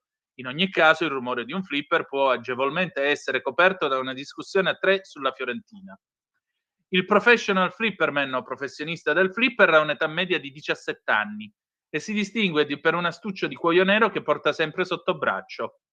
In esso tiene gli indici della mano destra e sinistra, ossia gli arnesi da lavoro. Quando si appresta a giocare, li tira fuori dalla custodia, li monta con tutte le cure e per 10 minuti fa la ginnastica alle dita detta dello sgraffigno, per la sua somiglianza col gesto napoletano che indica il grattare. Quindi si attacca al flipper e inizia a giocare. Il vero giocatore, oltre che con le dita, gioca coi piedi, calciando le gambe, con la zona pubica con la quale scuote il flipper come in un rapporto sessuale, con le palle degli occhi e le spalle che tremano in continuazione. Normalmente resta attaccato dalle 4 alle 5 ore, ma alcuni possono resistere anche di più. In America un portoricano di 14 anni restò attaccato 10 giorni prima che il barista si accorgesse che era rimasto inchiodato da una scossa elettrica a 20.000 volt. Abbiamo una telefonata, pronto, chi è là? Ciao Antonino, sono Marco da Mantova. Oi maestro, buondì. Buondì a te, intanto ovviamente ti faccio gli auguri. Poi, grazie. Tu mi hai riportato alla memoria parti della mia vita da adolescente. Eccomi. Allora, tu hai nominato poco fa che compagno del flipper era il telefono a gettoni. Ma molto spesso, soprattutto nei bar non troppo grossi, c'era anche il jukebox a fianco al flipper. La voglia. Ecco, e nel bar di fronte alla parrocchia dove andavo io a giocare a pallone c'era anche lo Space Invaders. Te lo ricordi lo Space Invaders? I primi videogiochi che erano come grandi no, alla fine mezzo degli armadio. anni 70. Io li ho visti negli anni 80, Space Invaders. Ecco, infatti sono quegli anni lì. Che poi in quel bar c'era un flipper degli anni 70, quelli ancora con le molle, che poi erano quelli preferiti da noi ragazzi, che noi ci facevamo il torneo, ci mettavamo 4 o 5 e naturalmente ognuno si faceva la sua partita e si segnavano i punti sopra sopra un foglietto di carta per capire chi poi avesse fatto più punti degli altri. Poi invece in altre occasioni, quando i soldi erano pochi, si giocava in due. Uno si teneva un pulsante e l'altro si teneva l'altro.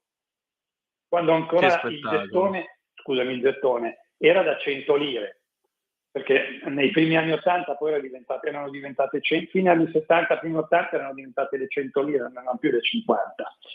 E con l'avvento delle sale giochi arrivarono anche i flipper, quelli spaziali, quelli dove le palline correvano come dei pazzi.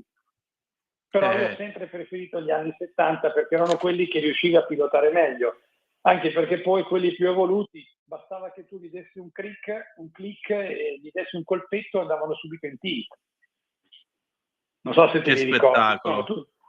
Erano bellissimi, perché poi c'erano quelli anche a 2 piani dove la pallina, e se eri bravo a un certo punteggio la potevi mandare di sopra, nel piano di sopra, e lì facevi una marea di punti, cioè bellissimo. Per quello erano bellissimi, e ci passavamo veramente i pomeriggi noi lì, perché giocando in 5 o 6 tu aspettavi che finissero gli altri, o anche giocando in 2 con gli stessi soldi riuscivi a spendere di meno, perlomeno giocare in 2, passare più tempo con gli stessi soldi. E lì con i flipper più evoluti ci volevano le 200 lire. Ecco. Mi hai fatto ricordare queste cose da ragazzino, dove No, resta un attimo. Ma fammi capire, voi li segnavate dietro i punti col pennarello? Noi ci prendevamo i foglietti, un semplicissimo foglietto di quaderno, e si segnavano, non so, si era in 5, 6, 7. Marco faceva ipotesi 1.225.000 punti. Luigi ne faceva più o meno, facevano così. E dopo, alla fine, l'ultimo che arrivava pagava il gelato agli altri. Ah, ecco, tanto per gradire. Quindi o vincevi o vincevi. Sì, tu dovevi solo sperare di non arrivare ultimo, perché se eravamo in 5 o 6 c'era da pagare il gelato, e se non avevi soldi quel giorno lì dovevi pagare il giorno dopo. C'erano i vecchietti. Senti, ma è mai successo che vi sia arrivata una cazziata da qualche adulto che va detto vi state rovinando la vita? Perché, come hai visto, la stampa parla di gioventù bruciata addirittura dal flipper. Penso che no, a noi non è successo niente, forse perché negli anni 50 la società era ancora molto, perdonami, non è il termine adatto, però puritana, cioè si era già 30 anni dopo, oppure 20 anni dopo, perché stiamo parlando del 55-58. Io sono arrivato qua a Mantova nel 77, nel 78, e ho cominciato a giocare a flipper che avevo 12-13 anni. Quindi, sì, sono del 66, sì, 12-13 anni. Io da bambino non ho mai giocato a flipper, cioè con mio padre qualche volta al bar ci andavo, ma non da bimbo, proprio che avevo, non so, 7, 8, 10 anni, ma non mi ha mai detto, questi qua sono in 50 o 100 lire per andare a giocare a flipper. Al limite mi compravo una brioche, ma non era una cosa che da bambino io facevo. Ho cominciato a farla quando ero adolescente, che andavo in parrocchia, ho detto 13 anni, 14 anni, e si facevano queste cose qua con gli amici, quando ovviamente avevi qualche soldo, perché io ero uno di quelli che non è che ne avessi tanti. I miei amici erano magari figli di negozianti, di commercialisti, avevano qualche soldo in più. Quando avevo qualche soldo me lo giocavo anch'io a flipper, capito? E mi hai fatto ricordare proprio il barettino, che aveva una stanza, metti 6x5 di dimensione, con dentro il flipper, a fianco lo Space Invaders o cos'era l'altro, il Lunar Rescue, e quando poi ha tolto il Space Invaders, e di fronte proprio al flipper c'era il jukebox. Straordinario, veramente straordinario. E rimpiango una cosa, e poi ti saluto perché saranno quasi le 2. Una ventina d'anni fa un amico che aveva affittato un bar si è preso la fregatura. Lui era proprietario di questo bar, lui l'aveva affittato a della gente che ci lavorava. Questi qua a un certo punto se ne sono scappati via, gli dovevano qualche mese d'affitto, gli avevano lasciato di tutto. a lui gli era rimasto un jukebox dentro e 2 flipper. Io mi sono pentito perché i flipper li regalava, perché ha detto ragazzi, Niente di guardate, meno. io ho questa roba qui, devo smaltirla, chi è che lo vuole? Io mi sono pentito di non avergli detto guarda, io te lo vengo a prendere io. Guarda, vabbè, grazie, ti dico solo Prego. grazie. Grazie a te, ciao. Un abbraccio Marco. Allora, al volo dovremmo avere tra poco al telefono il sottosegretario Alessandro Morelli, ce l'aveva promesso che avrebbe telefonato, si sarebbe fatto vivo per l'approvazione al CIPES del ponte sullo Stretto. Vediamo se riusciamo a entrare immediatamente in contatto con lui, perché così ci facciamo dire direttamente da lui com'è andata, anche perché Antonino insomma, l'avevo collegato ma l'ho perso, ora lo ricollego oh subito. signore, riprendilo pure in modo tale che così sentiamo da lui, dalla viva voce del sottosegretario Morelli, insomma, questo momento di svolta epocale, quale l'approvazione definitiva del Eccolo progetto. Antonino. Sottosegretario, ben trovato, eccoci. Allora, ce l'abbiamo come abbiamo fatta. detto Antonino, per festeggiare il tuo compleanno, quale regalo migliore? Guarda questo Danna, che fortuna che ha a La lavorare mia a Radio megalomania Libertà, è anche lì, ma soddisfatta. un regalo da 13 miliardi e mezzo, ma chi se lo sarebbe mai sognato, caro Antonino Danna? No, ma davvero, io posso dirmi soddisfatto nella mia megalomania, cioè un sottosegretario del governo italiano che chiama in questa trasmissione per dirmi che come regalo oggi c'è il ponte sullo Stretto. Cioè, ma che cacchio di altro devo volere per oggi? Chiudi le trasmissioni per oggi, ritieniti contento, chiaramente stiamo scherzando, sentirete sì. la gioia nel mio tono, perché chiaramente il ministro Salvini, potete immaginare quanto sia contento di aver ottenuto questo risultato, che con caparbietà che tutto il governo gli ha riconosciuto nell'incontro, che appunto nella sessione e nel voto che era doveroso rispetto al ponte. Il premier Meloni era presente e chiaramente si è complimentato direttamente con Matteo, perché ha riconosciuto la volontà, la grande volontà con la quale, e determinazione con la quale il ministro ha portato a casa questo risultato. Ottimo. Allora immagino che i lavori cominceranno tra un po'. Beh, ora ci sono 60 giorni per definire chiudere la parte burocratica con la Corte dei Conti, ma insomma poi innanzitutto però i lavori inizieranno fin da subito, perché tutte le opere propedeutiche alla realizzazione del ponte possono iniziare e dunque ci siamo. Perfetto, allora congratulazioni Ti ringrazio, doppie. Antonino. Ecco, Poi compi quindi gli anni più spesso se porti questi risultati. Buon lavoro e buon ascolto a tutti. Grazie ancora, un saluto. Grazie. E allora ringraziamo il sottosegretario Alessandro Morelli. Io faccio del mio meglio, purtroppo li compio una volta all'anno. Grazie a tutti, chiudiamo qui, ci salutiamo con Fausto Papetti, Moon River del 1976, appuntamento domani alle 8:30 con la rassegna stampa e alle 12 con Capitaneria di Porto. Grazie e ricordate che the best is yet to come, il meglio deve ancora venire. Vi ha parlato Antonino Danna, buongiorno.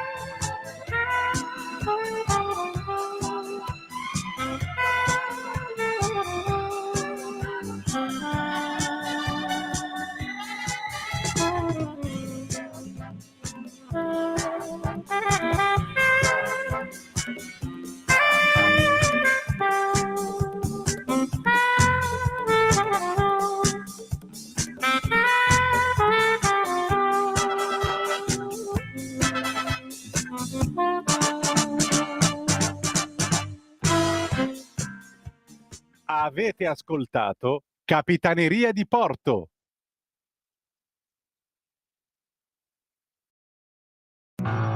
Porta con te ovunque Radio Libertà. Scarica la app per smartphone o tablet dal tuo store o dal sito radiolibertà.net. Cosa aspetti? Stai ascoltando Radio Libertà. La tua voce libera, senza filtri né censura. La tua radio. Coming Soon Radio, quotidiano di informazione cinematografica. Coming Soon Radio, quotidiano di informazione cinematografica.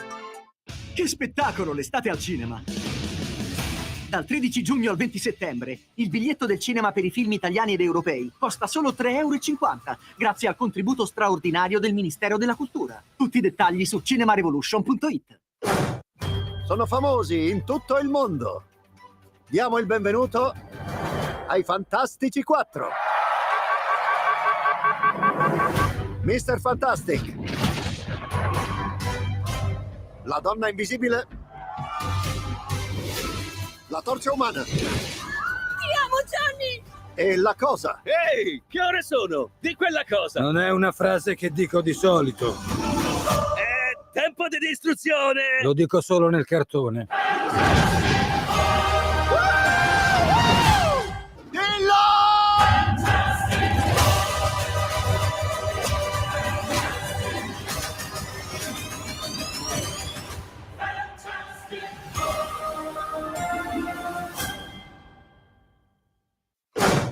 Ehi, piccola, ferma!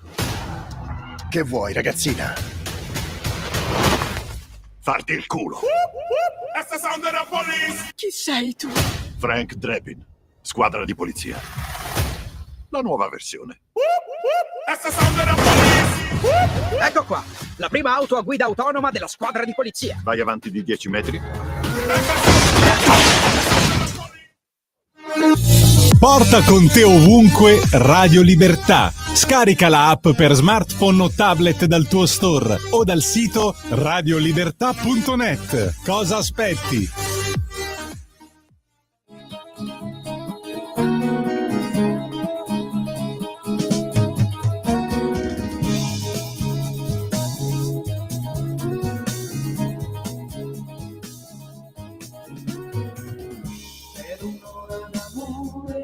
Cosa farei per poterti sfiorare, non so cosa darei. Chiudo gli occhi senza te, le serate non finiscono mai. Sole giallo, mare blu, non vorrei farti restare così. Un ricordo d'estate di più, e per un'ora d'amore venderei anche il cuore. E per un'ora d'amore venderei anche il cuore. Per un'ora d'amore non so cosa farei. Per poterti sfiorare non so cosa farei. Chiudo gli occhi, ti vorrei, non nei sogni ma così come sei. Sole giallo, mare blu, ti risveglio ora che manchi tu. Aspettarti e sapere che ormai io per un'ora d'amore venderei anche il cuore. Io per un'ora d'amore venderei anche il cuore.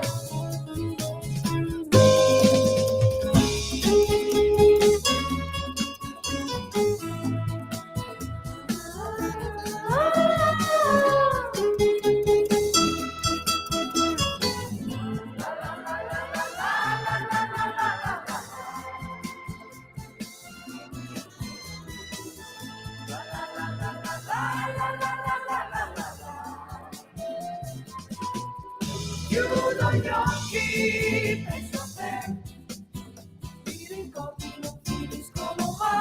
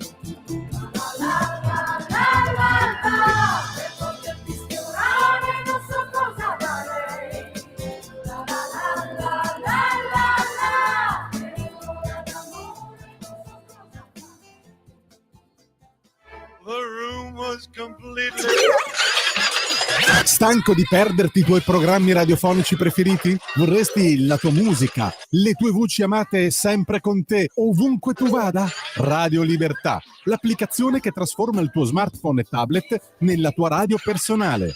Scaricala ora, è gratis per i dispositivi Android e iOS. Avrai tutta la programmazione quotidiana di Radio Libertà a portata di mano. Scopri di più su radiolibertà.net. Semplicemente la tua radio.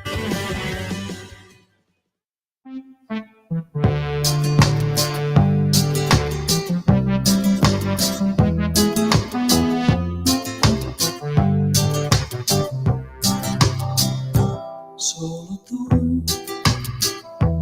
nel calore del mattino che rinasce intorno al sole, cosa può più importare se la pelle tua si lascia accarezzare? Risvegliarsi ormai per me non ha senso senza te. Solo tu, stamattina, per alzarmi ancora un giorno insieme a te.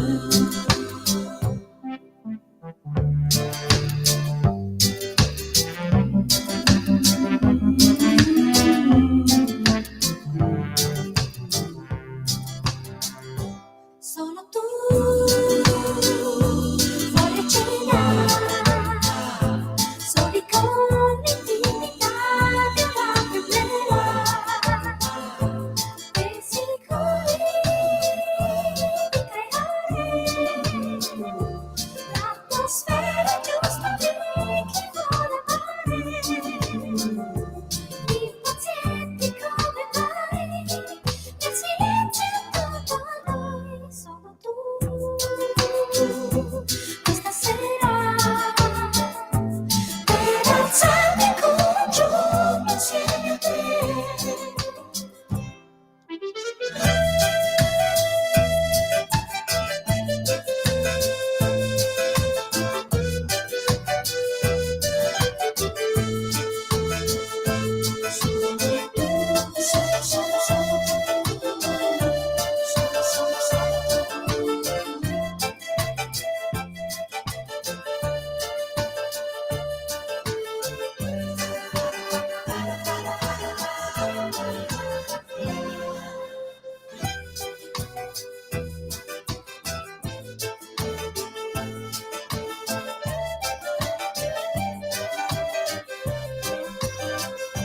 Solo tu, solo tu, qui vicino, le mie voglie tra i capelli sul cuscino. Solo tu mi sai dare cose vecchie sempre nuove da sognare. 1000 volte tu lo sai, non è stato uguale mai. Solo tu, solo tu, notte intera, per svegliarmi ancora un giorno insieme a te.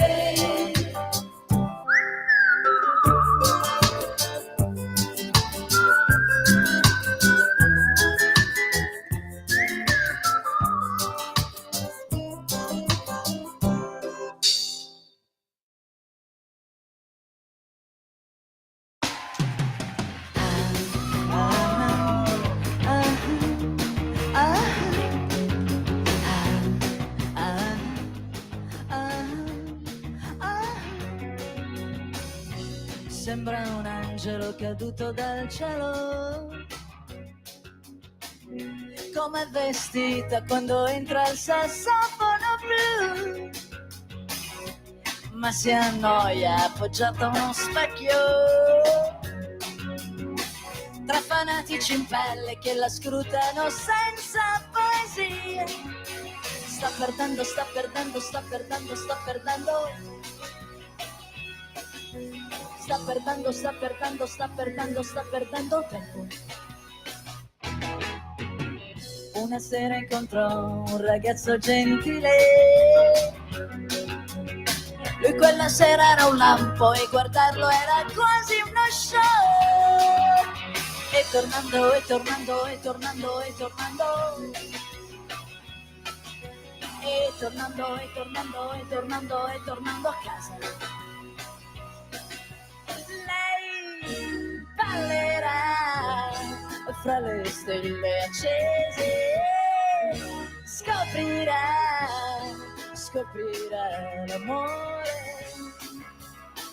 l'amore disperato.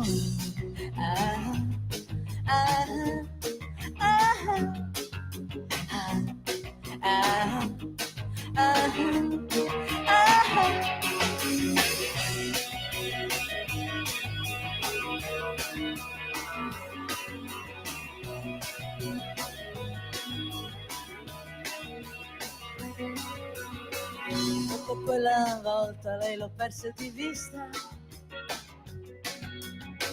Disperata lo aspetta ogni sera al sassofono blu. Una notte da lupi lei stava piangendo. Quella notte il telefono strillò come un gallo. Sta chiamando, sta chiamando, sta chiamando, sta chiamando. Sta chiamando, sta chiamando, sta chiamando, sta chiamando. Sembra un angelo caduto dal cielo. Quando si incontrano toccarsi è proprio uno show. E tremando, e tremando, e tremando, e tremando. E tremando, e tremando, e tremando, e tremando forte. Lei ballerà fra le stelle accese. Scoprirà l'amore disperato.